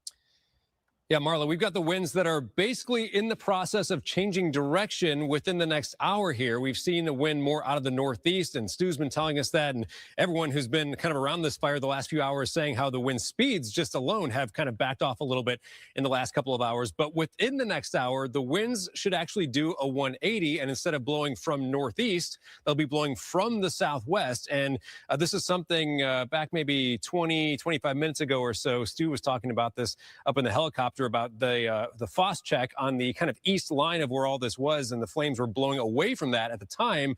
But they're really, I think, securing that perimeter on the opposite side because the winds will do that expected change. And we've seen some of the weather instruments kind of indicate that around the Thousand Oaks area. We've already seen the winds kind of start to change direction there. If you guys are ready, I've got a couple of things lined up visually. We can go first to the, okay, so here we'll start with our weather graphics here. I also have something on the tablet if we can get to that later as well. But let's start right here.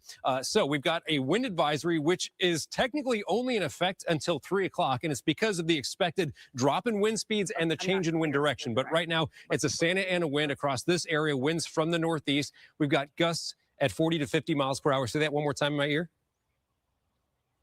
Okay, we've got Ventura County PIO on the line. So Marla, let me send it back over to you. We'll get to that, and then we'll talk more about these the forecast winds, which will be generally improving, but I'll talk more about that in a little bit. Let's go back to you. Very good, Adam. Thank you. All right. Can you please introduce yourself? Yes. Hi, Andrew Dowd. I'm the Public Information Officer with Ventura County Fire Department. Yes, thank you. You've been a part of our coverage all day long. I just wanted to make sure it was you. Okay, what can you tell us right now about the Sandy fire?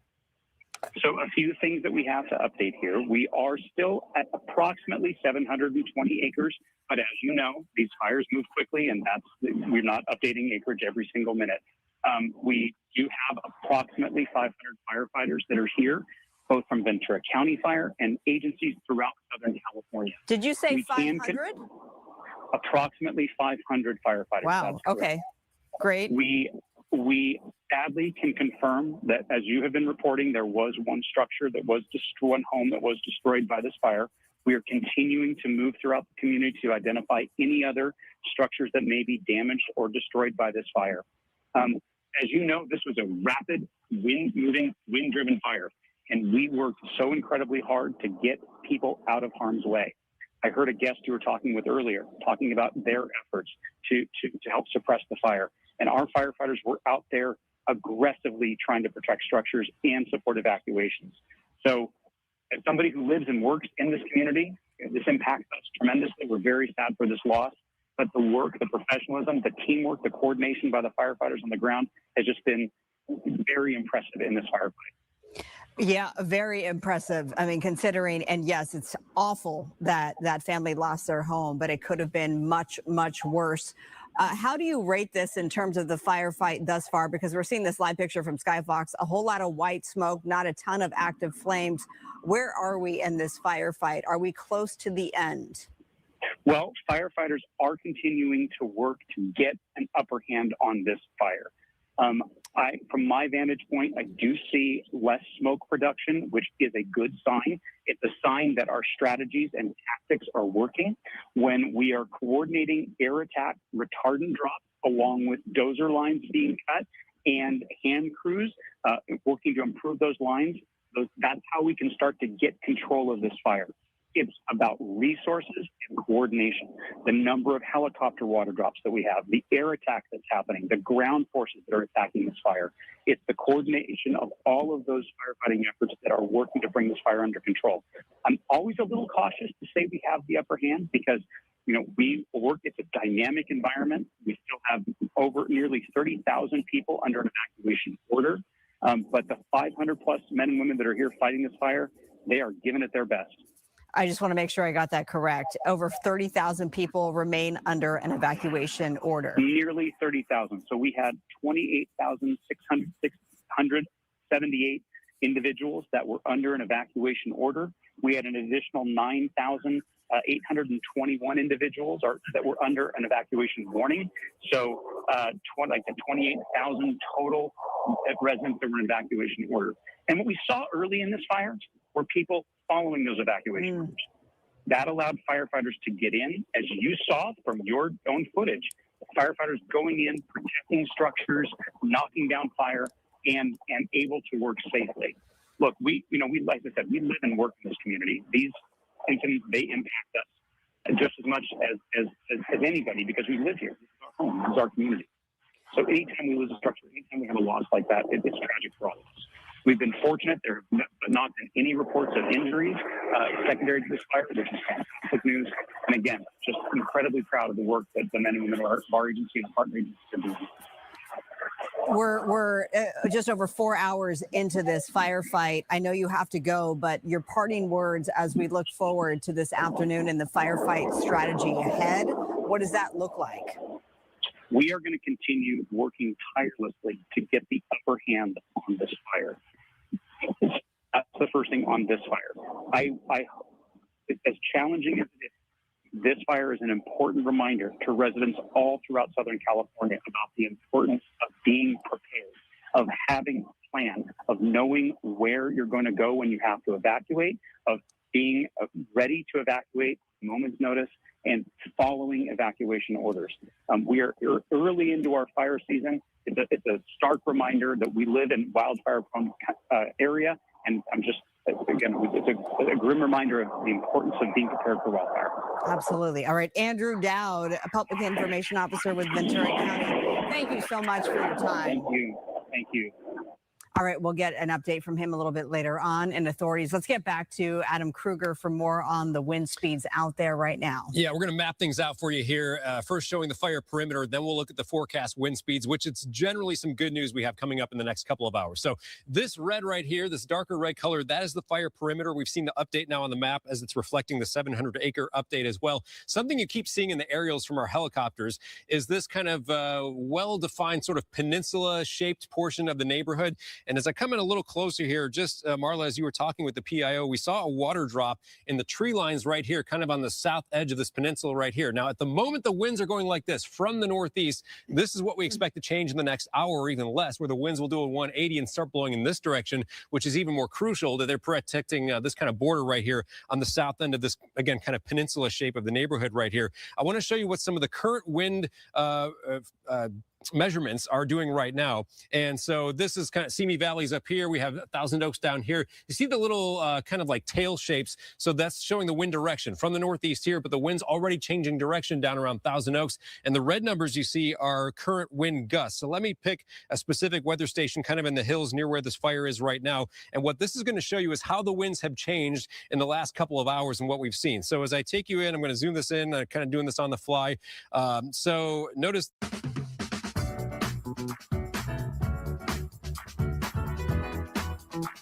And then here are the wind speeds and the wind gusts. The G means gust. And this is what we've seen change for the better in the last hour or two. Notice these gusts at times over 40 miles per hour, over 30 miles per hour. And then as we come to, let's say within the last hour, we've seen the wind gusts generally under 30 miles per hour. So that's already a little bit of good news, little change there. Still very dry. The relative humidity is still a little bit below 20%. Now, if we can switch over to Weather One, I'm going to show you what the wind forecast looks like for this specific area here. So I've got Simi Valley, Thousand Oaks highlighted. Our model showing that right about now, expecting the winds from the northeast here, but already changing direction around Thousand Oaks. Let's take this another hour forward into 3 o'clock. And now you can see that the model's projecting winds coming already, again, kind of doing a 180, coming more from the west or southwest around Simi Valley. Now, in the next few hours, the wind gust speeds will still be probably over 20 miles per hour, which is concerning, but not as extreme as we saw a little bit earlier when the gusts around here were 40 to even near 50 miles per hour. Now, here's 4 o'clock. Again, we've seen the change in wind direction, so now blowing kind of from the west, but still some gusts over 20. 5 o'clock, gusts around 20 in this area. Still seeing the opposite wind direction from what we've had all day long here. And then as we go into the evening, this is like the best part of the forecast here. Not only do we see the wind kind of direction helping out a little bit, but also the speeds will be much, much lower near sunset and into the overnight hours. We expect the winds to generally be under 10 miles per hour. So weather-wise, things will be improving. The change in wind direction will happen, yes, but that's also going to bring higher humidity, and the wind speeds will be going down over the next few hours. Marla? We love to hear that news. All right, Adam, thank you so much. Let's get back to the ground. We're going to first take you upstairs. This is, of course, the view from Skyfox. Sandy fire burning more than 700 acres, 720 acres last count. Some 500 firefighters from multiple agencies are on this. This started at 10:30. One home destroyed, no injuries to speak of. Let's see, almost 30,000 people do remain under an evacuation order, and there was just a drop there. We'd love to see that. Almost 30,000 remain under an evacuation order. Close to 10,000 remain under an evacuation warning. You're seeing some of those active flames here. And when we get this close to those shots, it's always a sight to see the boots on the ground and then also the trucks that are stationed there, because they know that these are the most perilous portions of the firefight right now. We look forward to the winds dying down, but we also know this from Adam, that these brush fires, they create their own fire, their own wind conditions and own weather conditions. So that is also what firefighters have to contend with. When we talk about the mutual aid effort, we're talking about LA County Fire, Ventura County Fire, LA City Fire, Skyfox recalibrating there. I think I got everybody. Ventura County, CAL FIRE as well, another agency that is on this firefight. But you see the mark of the fire and the work that it did, those flames completely charring this hillside here in Simi Valley, adjacent, of course, to these communities that have dealt with the Woolsey fire. We heard from one of those residents down below who said this is taking the very same path as the Woolsey fire, and he talked about the need for vegetation mitigation out there and how he hikes regularly, and he talked about the vegetation being taller than he, and he was more than 6 feet tall. So there is a lot of fuel out there for flames on a day like today, and we can see the damage that can create, the danger zone that it can also create when those winds picked up much earlier today. And fortunately, they are expected, as you just heard Adam, to die down a little bit closer to sunset time, or even before that, a couple of hours before that. Okay, let's get to the ground. Gina Silva, she is there at the site. Right behind you is that one home that did burn and was completely destroyed. And it's whipping pretty good. I mean, obviously, look at your hair. Well, actually, Marla, the residents have been coming out to take a look because there's been several hot spots. So the firefighter came out here and, they keep dousing it, but there are hot spots that are popping up at different areas. Joining me now is Lori and Tish. Come together, both of you. You're both residents here in this neighborhood. For how long? I've lived here for 10 years. For 10 years. So describe for me what you guys witnessed early this morning. Okay, so for me, it was really scary because we were in El Segundo. My husband was getting a medical treatment done, and all of a sudden I start getting fire alerts. Thank God for me, my son was home because we have 4 Huskies and a Pomeranian, and all I cared about was get the animals out. The Woosley fire burnt through here in 2018. It's actually where it started, and it went from here all the way through to Malibu. The one thing I'll say about Ventura County, our reservoirs are full, which unfortunately for Los Angeles, if this gets over there, your reservoirs are empty. And our firefighters here actually do cut fire breaks, which is why sadly we've lost 1 home here, but the rest of us are still standing.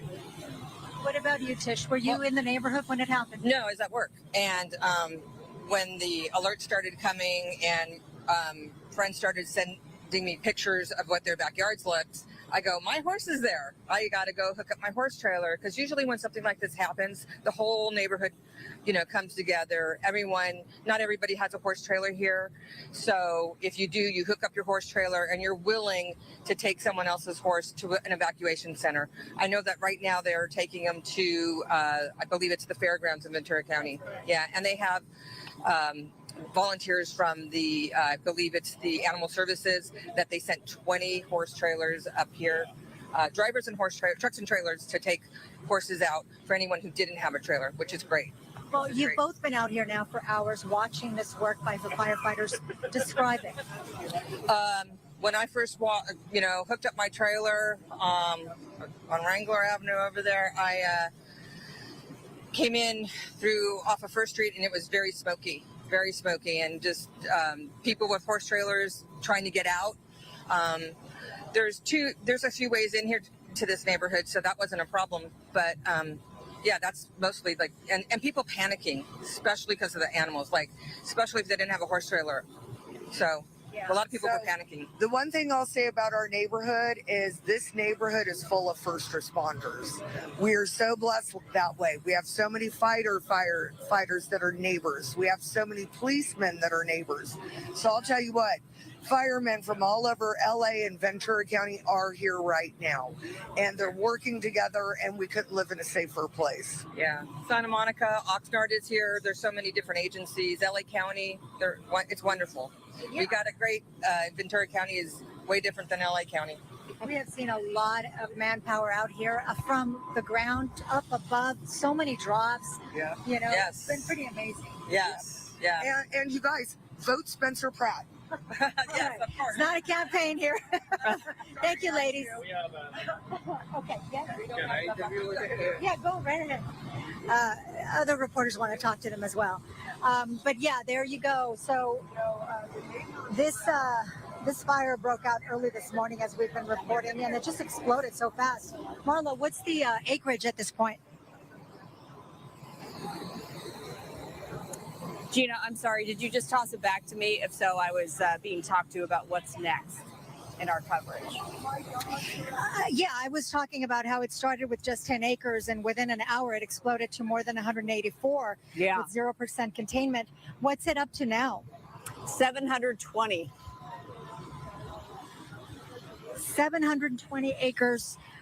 It is moving fast. It's still very windy out here, but not as bad as it was earlier this morning. Right. And there are so many crews here from LA City, Ventura, LA County. They've got the strike teams. I did some interviews with them as they were getting ready to work. It has been a pretty amazing thing to watch them work from above. As soon as I got here, I saw one drop after another, and a lot of the residents were coming outside just to take video and pictures of the drops. They were very impressed with all of it. Absolutely. And Gina, while I have you, we just spoke to Ventura County Public Information Officer. He gave us some latest numbers. So I'll rattle those off again because I think it's important. So 500 total firefighters are now on this. Earlier, it was about 200. So now they have about 500 firefighters battling the Sandy fire, 720 acres, just this one home. This is it right here, destroyed. They are doing their best to surveil the area to see if any other home was lost. There have been some outbuildings damaged and or destroyed. They don't have a count on that yet. Beautifully, no injuries to report, thank goodness. And still, almost 30,000 people do remain under evacuation orders, and almost 10,000 are under a current warning. Just be prepared to evacuate. But Gina, I know your view is just this particular property and this cul-de-sac, but the shots from Skyfox are more encouraging in that you don't see a whole lot of active flame, thank goodness. You do see a whole lot of white smoke as we see those water drops continue to happen. And we just had a live picture of the reservoir there and one of those aircraft picking up some more water to make more water drops. So that is some good news. Gina, we'll let you get back to news gathering. We want to update you now on the breaking news that we've been following. The other story, this one is out of San Diego. If you have not heard, there was a deadly shooting at an Islamic center that is home to a school for kids. This happened earlier this morning, and here's what we now know as we have a live picture of the scene. There we go. It's in and out, so bear with us here. You see the black and whites down below. There reportedly is a gathering, maybe a vigil that is underway for the lives lost. No kids were hurt in this, thank goodness. But unfortunately, 3 male victims, adult victims, died in this shooting. One reportedly was a security guard who did a lot of good work to save other people. That's from the San Diego police chief. 2 suspects said to be teenagers, 17 and 19 years old. They are dead as well. So a total of 5 dead. Those suspects, those teenage suspects, reportedly died by self-inflicted gunshot wounds. It was an incredible scene and turnout from law enforcement. The whole situation has been, quote, neutralized. They've been saying that term throughout the day. So the threat is gone, but unfortunately, this is the scene down below. Just a terrible, terrible thing. Another active shooter scene with 3 victims, male victims dead. We're working to get more details from authorities in San Diego. All right, so that is that story. Let's get back to the Sandy fire. And if Anaya, our producer, could tell me one more time. Oh, there we go. There's Christina Gonzalez on the ground, smiling. We like the smile, Christina. Does that mean you have some good news to report? Yes, I do. We're off of Sandy Street, right? I'm standing. The fire started actually behind these homes. We talked earlier to the people who call 911.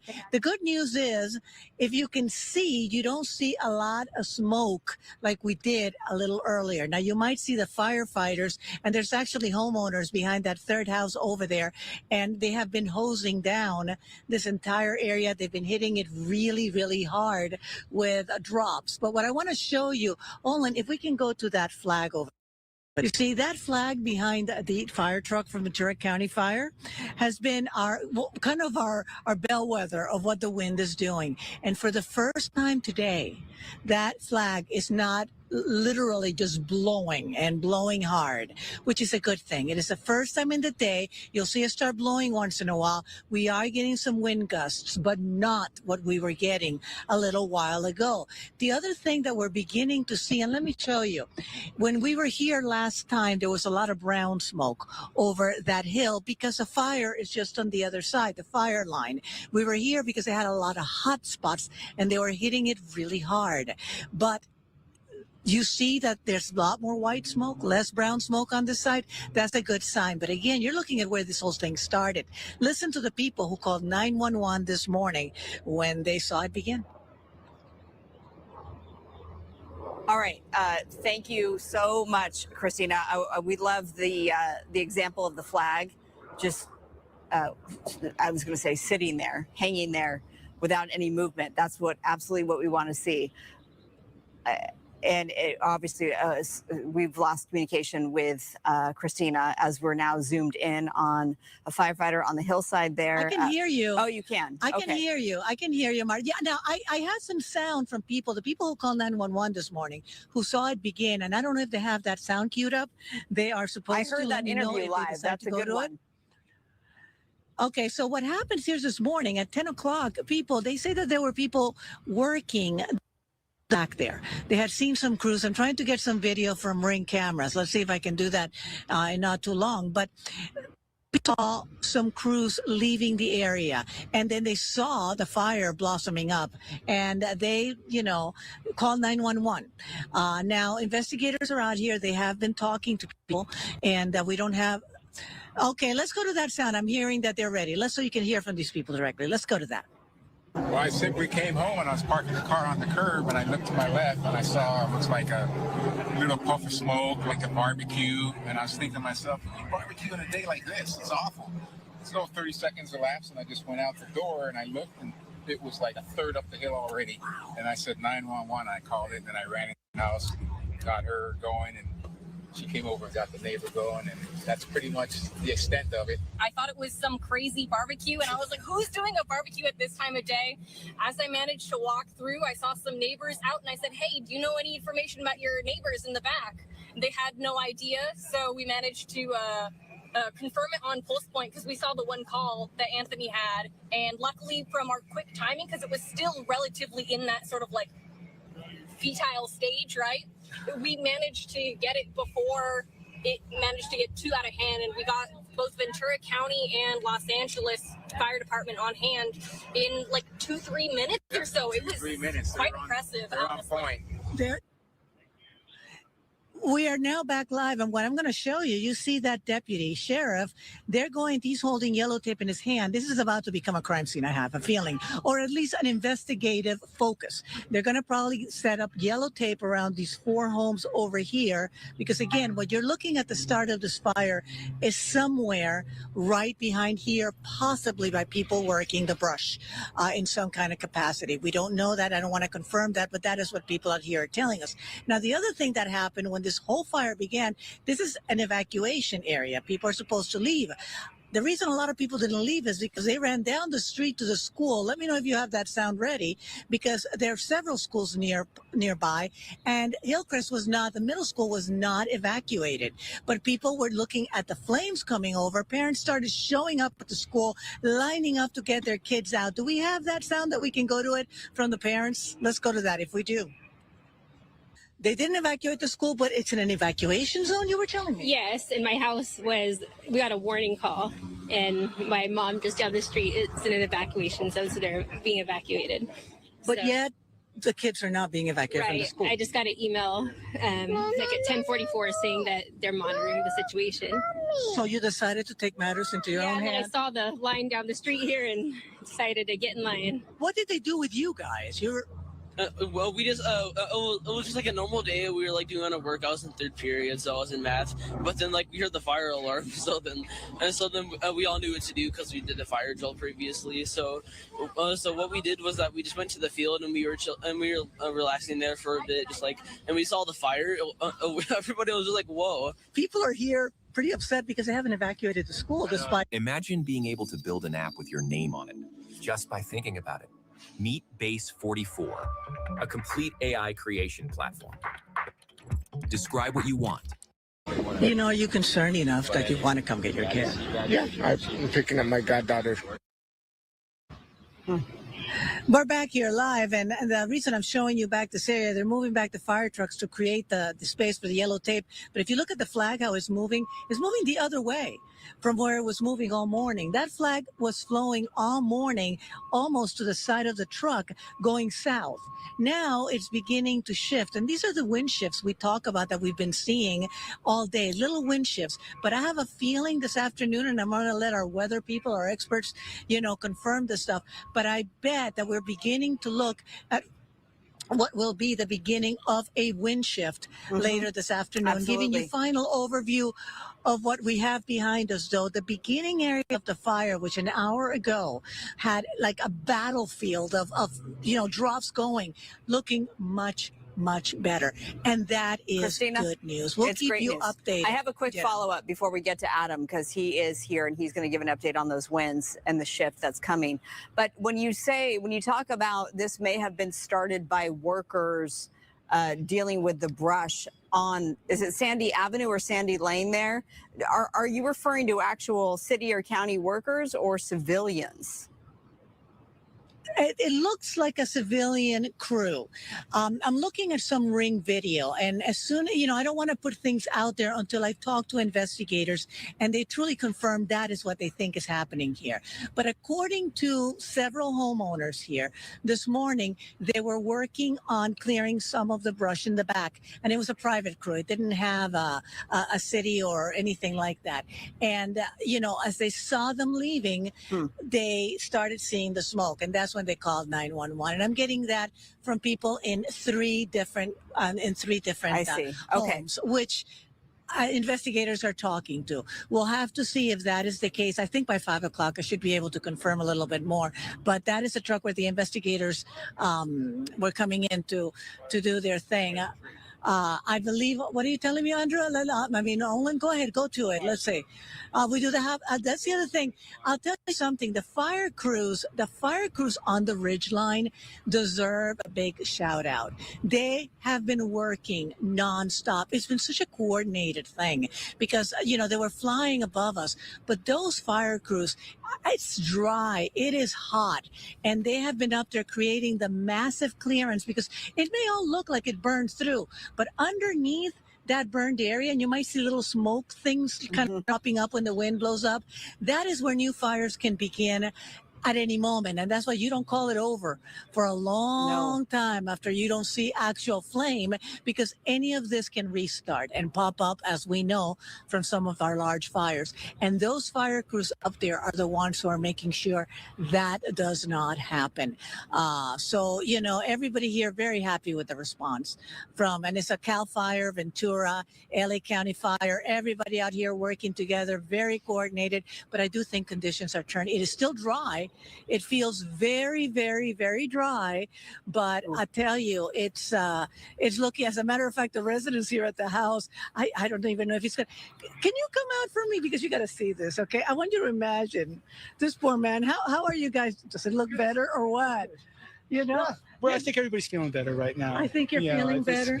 Just letting them do their thing. Yeah. Let time do its thing, and they'll finish it up. And I think it's only the one home still, which is horrible, that was lost. But that's what it could have been. And this is your uncle who's lived here for a long time. How many of these have, it doesn't get any better no matter how many of these you've got. 65 years. 65 years. 55. 1971 September. Has it ever gotten this close? I only paid 24/7. Can't buy a car. You smile because we're sitting here and it's looking okay. A little earlier, we were all a little bit worried. Yeah. So we'll watch the TV just to see how things are going. So it's 700 acres. 700 acres, only one home. I will let you go. I know you wanted to go sit down, but thank you for talking to us. I think, like I said, and I want to show you because these homes here, this is all these neighbors, all these people that live here have lived here for 20 years, 17 years, 30 something years, and he can't evacuate himself real quickly, so his nephew came running over. We talked to him earlier. It's the kind of people who, even though they were told they had to evacuate, they were not going to. But you see more trucks coming in. This is now what I call the investigative type of deployment. They're going to stay here probably through the night to make sure, and they have lines laid out to behind every one of those houses to make sure if there's another startup that they can actually take care of it. The other thing I wanted to show you before I go, because I know you have a lot of people and a lot of other things, deputies are also standing by. Again, people were supposed to be evacuated, but people are staying, a lot of them. And the miracle of the day up there, up in the hill, that the flames were all completely around that RV, which they managed to save. Wow. Yeah. And you know what? I gotta tell you, you know what? Credit goes to those. It was hard flying over all that smoke, but they managed to save that. And that's just want to leave it at a positive point, at least from here, from the starting point of the fire. We'll keep you updated. Let me see what I can find out more about the cost, and we'll check in with you later. Back to you. Very good. Thank you for your very thorough reporting, Christina Gonzalez, there live for us on the Sandy fire. Let's throw it back to our chief meteorologist, Adam Kruger, who's taking a look at those winds for us. What are they doing right now? Yeah, they are, and Christina talked about this, exactly what I was going to say. The fact that it's calming down, they're in the process of changing direction, and the speeds will be lower as we go a little later. Three main things I want to do right here. One is just show the fire perimeter. Two will be showing what the winds have been doing so far. And then the third one is I'll look at the wind forecast going forward in the rest of this evening. So here's the wide view, Simi Valley up to the top part of your screen, Thousand Oaks down here. Let me take you in. This bright red section is the fire perimeter. This updated to reflect the 700 acres. You can see it covers a lot of ground, but thankfully not a lot of neighborhood, right? Just more so into the hills. And we've been showing from the aerials, you've been seeing this kind of peninsula shaped portion of this neighborhood a lot. So that gives you a little perspective as to what you're seeing on some of the aerials. We still have some flames in some spots. We still have some hot spots. They're monitoring all of that. But yes, and like we've been talking about the last hour or two, really things are overall from the air looking much better than going back like 3 or 4 hours. So again, here's the perimeter. Let me switch over to showing you what wind measurements are in this specific area. There's a cluster here, Simi Valley up to the north here. The fire is more so right about here, so we don't have weather instruments right where the fire is, but very close to it. So I'm going to select this one right here. And by the way, before I even do that, I want to point out what we're looking at right here. So these little, like, well, I'll call wind flags are showing the wind direction. So these are all pointing the winds going like this. You can see down towards Thousand Oaks, the winds have changed direction already, coming in more so from the west. And that's what we expect to see near the Simi Valley area within the next hour or even less than that. The red numbers you see are current wind gusts. So I'm going to select this spot right here. It's in the hills pretty close to where this fire is. And we'll look at what the winds have been doing over the last couple of hours in 10-minute increments. So we have some great data from some of these weather stations here and very timely as well. And so here's an example of, again, this is one of those weather stations up in the hills near where the fire is. You can see there's the 10-minute increments. There's the time frame, the latest at 2:50 p.m. showing that there's still some gusts that are near 30 miles per hour. But you'll notice that the winds mostly have been gusting under 30 lately. And again, this is a little higher up than where the fire is actually right now. So the lower in elevation you go, generally the lower the wind speeds are. But you go back another hour or two, you can see those wind gusts consistently in the 35 to 45 mile per hour range. So we've already seen that reduction. Still the wind direction, though, it's kind of that Santa Ana wind direction from the north-northeast. And still we have very dry air, although notice in the last update from 240 to 250, we see the relative humidity has gone up slightly. All right, let's switch over to weather one. Now we're going to look at the wind forecast. This is the third of the three things that I was talking about that I wanted to do. And our wind forecast is going to show that we've got not only the change in wind direction, but also the wind speeds backing off. If we can get to that, possibly let me know if we can. Otherwise, I'll just kind of explain it. Okay, here we go. So here's the forecast wind gusts. Our model showing here's Simi Valley, the fire located right about here. Our model is suggesting that by now it's thinking the winds will have already switched direction. Again, they've been from the northeast pretty much all morning long and midday, now starting to change direction coming in from the west. Let's go hourly from here. That's 3 o'clock. Here's 4 o'clock into 5 o'clock. Again, we're seeing the winds more so from the west, almost doing basically a 180 from what we've seen throughout the morning and midday hours. Now, the wind gusts are still going to be up around 20 or so as we go a little later into the day today. Notice by 6 o'clock, our model here showing the wind gusts under 20 miles per hour. So that's some good news here. And then the winds go even lower as we approach sunset. Here's 7 o'clock. Winds may be gusting somewhere in the 10 to 15 range in this area. And then by 8 o'clock tonight, we're showing the winds gusting under 10 miles per hour. And there still might be some fluctuation overnight. They could tick back up to like 10 to 15. But certainly the wind speeds are going to be lower the later in the day we go. And again, we're probably in like right about now or within the next half hour, I'd say the winds are beginning to change direction. If you're wondering about what's happening around the rest of the area, this is what I'll end with, showing the forecast gusts going from 8 o'clock tonight into tomorrow morning. Pretty light wind speeds. We do still see a little bit of a northeast wind in some of the hills and mountains as we go into tomorrow. But tomorrow's winds not expected to be as strong as what we're seeing today. And by the way, earlier today, there was a wind advisory. It expired at 3 p.m. Right now, no wind advisories for our area. Marla?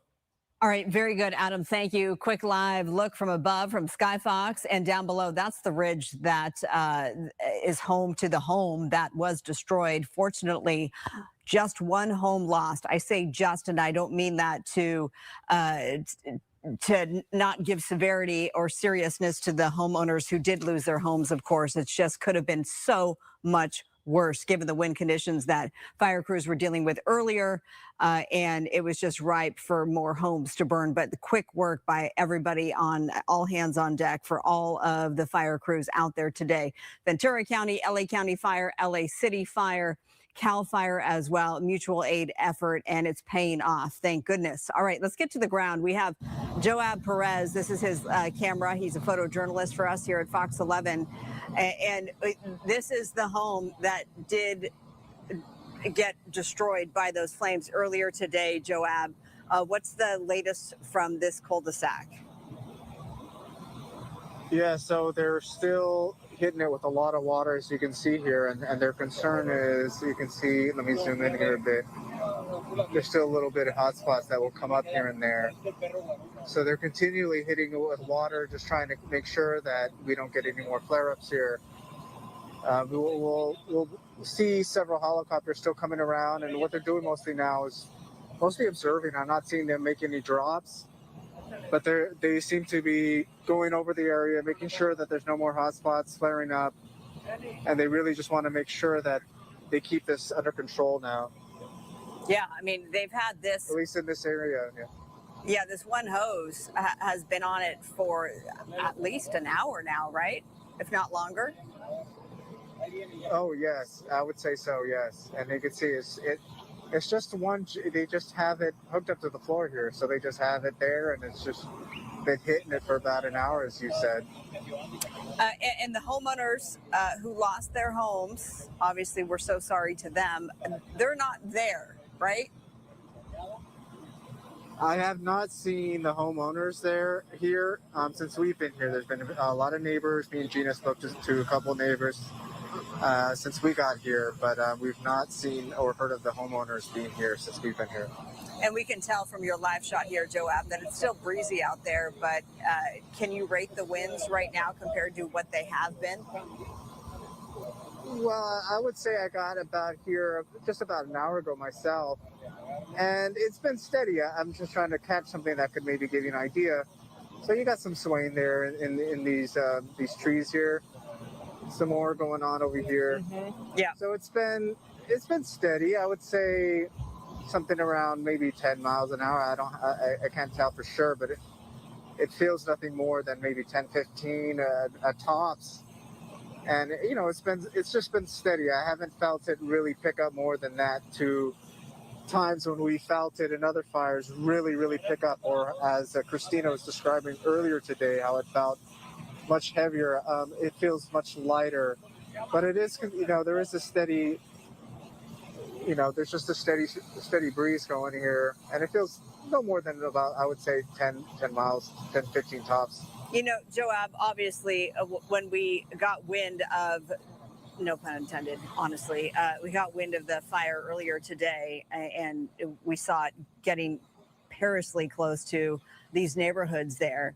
We all think of what we saw a year and a half ago almost with the Palisades fire and the Eaton fire. You covered those fires for us. How does what you experienced today compare? Oh yes, I remember being there with Gina myself that particular night when I was in the Altadena area, and we were off York, I believe, York, somewhere around there, and that was much more severe with the winds, and that particular time it almost felt like the worst case scenario, and not by our standards. I mean, we caught the fire chief that night, and the look I saw on his face that night was just one of just knowing that they had no way of managing that situation. And here it's much different. The winds are much more calmer.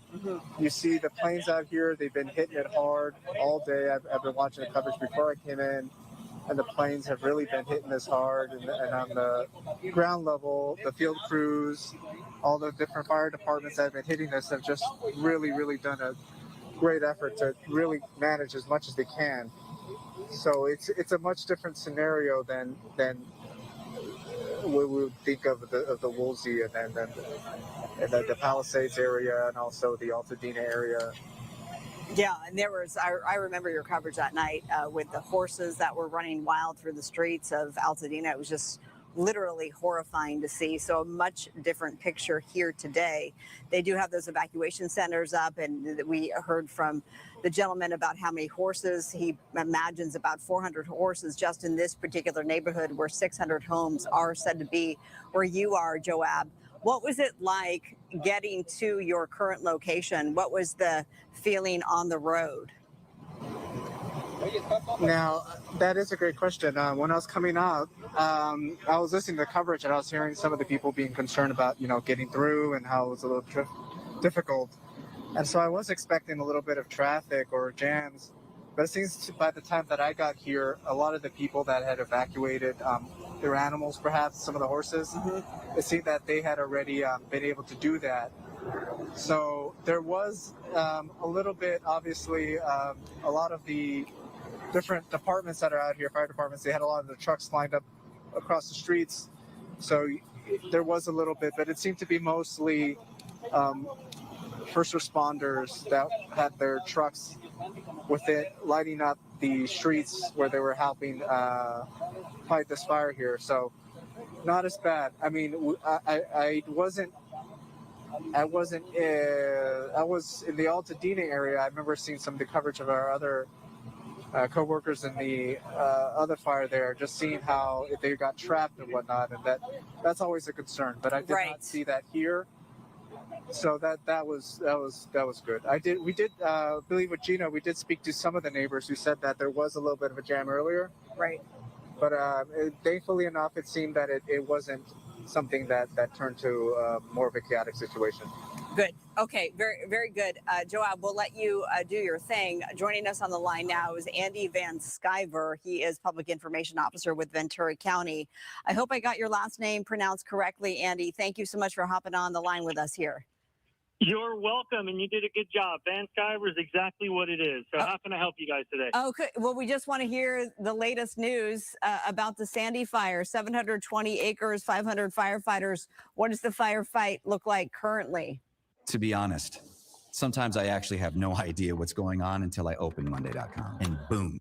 It's measured at 836 acres. Okay, so it's grown just over 100 acres. That is correct. Okay. The other bit of information I want to share with you, the flags at our fire station here at Wood Ranch are now blowing in the opposite direction. So the anticipated wind change, which we've been anticipating, is starting to occur. It might not yet be over the fire as the wind takes time to go across the land, but an hour or two ago it was in Thousand Oaks. Its wind changes now, at least in Wood Ranch. I'm still seeing some smoke from the fire working towards the west, but I'm also seeing some moving more vertically. So I would expect that wind change should start coming in. And what's key about that wind change, I can feel it. It's cooler, moister air. So that's going to be a good thing. That's great news. Great news. Okay, 836 acres right now. Andy, we're looking at a live picture from Skyfox. We're seeing just the massive footprint of the fire itself. Some white smoke. We don't see, as we're zooming in now, I don't see any active flames below. We're not out of the woods yet, but what area are you most concerned about right now? Well, we're going to experience that wind change across the fire. We expect the fire to possibly make some runs up some canyons that may kick some smoke off into the area. But we are well established with our structure defense in place. We have over 500 plus firefighters on scene from surrounding fire departments, and we are getting entrenched in to do the battle. We've got our fire water tankers dropping water from the helicopters, as well as I think we're up to 6 or 7 helicopters attacking all the hot spots. So that coordinated aerial attack with our resources on the ground. We also just posted to Twitter a video of our firefighters, one of our firefighters going direct with a hose line through some light brush. They are out there fighting this fire every way we can. And thank you for the work that you and your crews are doing. At last count, 1 home destroyed. Has that changed? No, I have not heard any other additional information about structures that were damaged or destroyed. Right now, our emphasis is on life safety, evacuating the community, We have evacuation orders out for about 28,000 plus people. We hope the community is heeding those advisories, especially as they start to see a little less smoke. Maybe I shouldn't go. The wind is reversing. There will be a change over the fire. We encourage everybody in an evacuation order to go to safety. And I trust that it's still too early to even estimate when those evacuation orders and warnings will be lifted. Exactly. Our goal is to get people back into their homes and back into their businesses as quickly as possible. But right now we're focused on life safety, and it's safer for the community to be out and also safer for our firefighters to have no traffic on those streets. And we're not focused on evacuating people or helping people out of their house if they stay too late. We can focus all of our resources on fighting the fire now. Andy, anything else you'd like to add? No, I just want to make sure that people are staying in touch with emergency.venturecounty.gov. That's where we list for the Office of Emergency Services the road closures, street closures, evacuation. All that information is updated there daily or instantaneously. And then, like I said, acreage now is at 836 acres as of, I think, 3/17, 3/19. You know what? I do have one more question. Any word on how this fire began? No, we have our fire investigators on scene. I expect some investigators from CAL FIRE will also be assisting us with that investigation. But right now, our priority for overall is life safety, but we do have a team investigating the start. All right. Thank you. Andy Van Sciver with Ventura County. He is a public information officer and a great one at that, as we have a live look at that FOS check drop. Always a sight to see. Andy, thank you so much. You're welcome. Have a safe day. Let's check in now with Adam Kruger. He mentioned the shift in the winds. Yeah, and so we're seeing that exactly. So what I want to show you here is a cluster of weather instruments we have all around the specific area to give you a little sense of where we're looking here. Here's Simi Valley, Thousand Oaks down around here, and the fire's kind of on the top or north end of this green section right here, right about here. And what we're seeing, first of all, I'll point out the red numbers are current wind gusts, and most of these update every 10 minutes. So we get some really good kind of fresh data on this. And then also you see these little, what I'll call wind flags. They show the wind direction. They point towards the little circle in the middle. So winds here around Simi Valley still going like this, but just a little bit off towards the west. Now the winds are coming like this. We've seen around Thousand Oaks, and we heard this on the phone call as well, that the winds there for an hour or a little more have already switched direction. So that west wind is what we're looking forward to, if not moving into Simi Valley right now very, very shortly, which, yes, should bring some cooler temperatures and should bring the humidity up a little bit as well. And the wind speeds, the highest winds of the day are already past us. Those should start to back off a little bit. I want to select just a couple of spots here. So again, where the actual fire is and the perimeter of the fire is right about here. So I'm going to pick on this spot right here and show you what the winds have been doing over the last couple of hours. And we're going to go in 10-minute increments on this. And so we can see this is up to 320. That's the latest update we have. Notice the wind gusts here under 20 miles per hour for the most part. Winds still reported from the north-northeast here, so we haven't yet seen the wind shift in that specific spot. Once we do, these relative humidities, which are very low right now in that 10 to 15% range, those should start to go up. I want to see if I can pick on one more spot. Let's say off to the west of Simi Valley. I'm going to select this one right here, which is one spot where it looks like the winds have recently changed direction, and I'll show you what that means as far as relative humidity and things of that nature. So this is a great example. So here's where we can see just in the last few minutes or so, since 3:10, we've seen the winds change direction. Winds here from the west. Before that, they were from the northeast. And with that happening, look at the relative humidity, which was 10 to 15% for a long time here, and then instantly up to 28%, now 41% relative humidity in that specific spot. So that's the kind of weather change we expect to see around where the fire is, literally within minutes, and at the latest within the next half hour. That's happening right around Simi Valley right now. Let me take you over to what we call Weather 1 here, show you our weather graphics, and this is going to show you what a computer model is forecasting for the wind speed and wind gusts. And I'll remind you that gusts mean how strong some of the bursts of the winds could be at a specific time. So we're looking at 4 o'clock here. Our model is suggesting through the Simi Valley area and where we have the fire that the winds already should have changed direction by this point, blowing in more so from the west, which again means overall cooler temperatures and higher humidity, things that help out.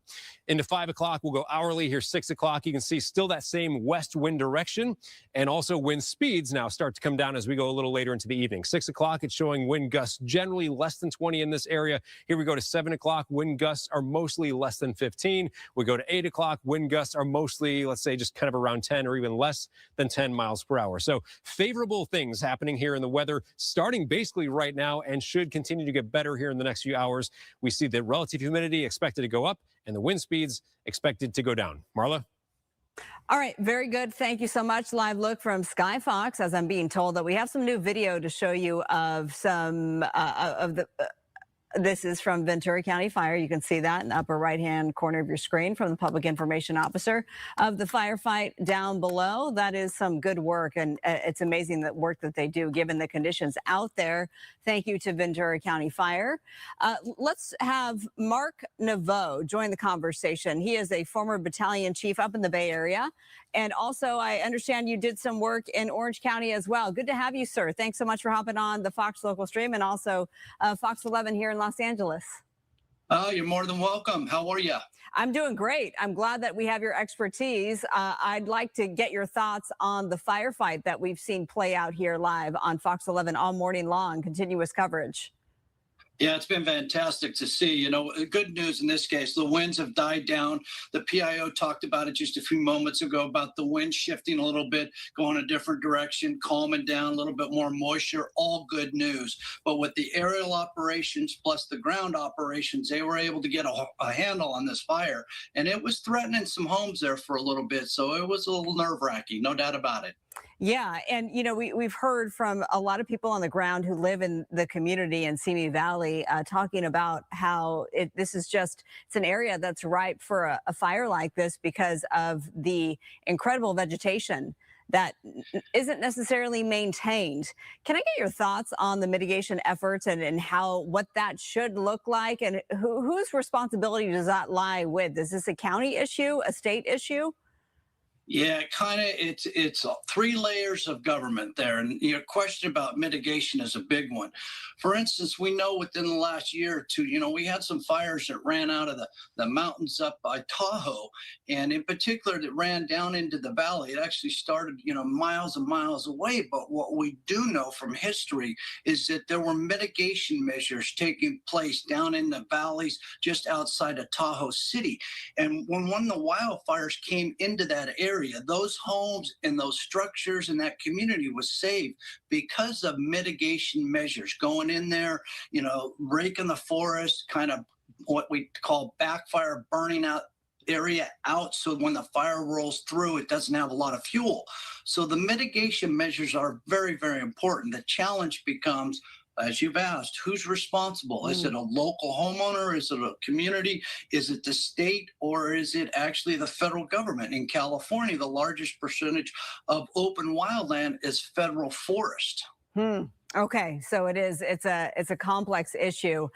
Thank you for shedding some light on that for us. We heard from a neighbor who's lived in this community for many years, and he's a neighbor of the home that was destroyed.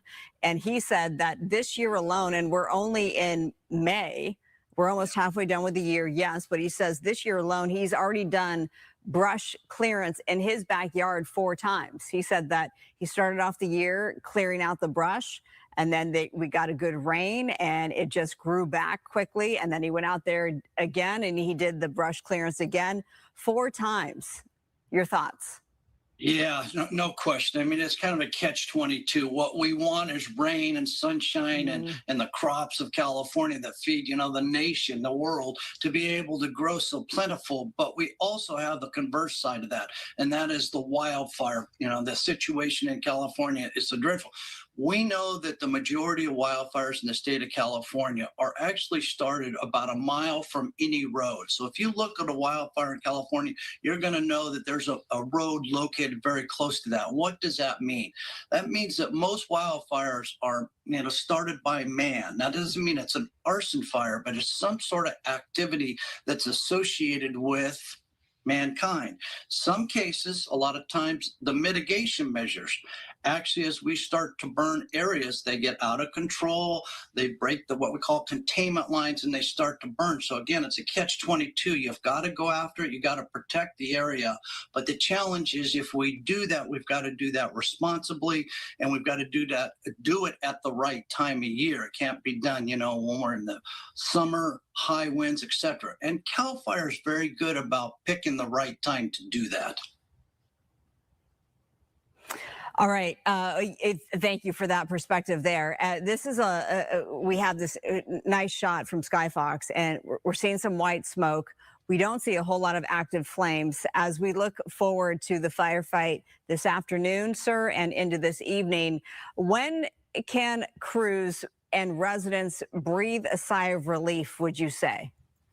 Yeah, I think you can have a sigh of relief right now. You're seeing, some measures that are in place. We call them containment lines, meaning that you've got hose lines or you've got natural earth between the homes, unburnt fuel, and the fire itself. So that's good news. You're seeing, some of the aerial operations still. You'll see planes and helicopters flying around. They're going to keep an eye on that fire. You can bet that there'll be somebody staying with that fire in different locations, fire crews throughout the night. They're not going to run into an incident. And you remember the LA fires. The challenge to that was, if you will, a rekindle, a fire that had started a week prior and had burnt underneath the ground for over a week. And it broke out with high winds.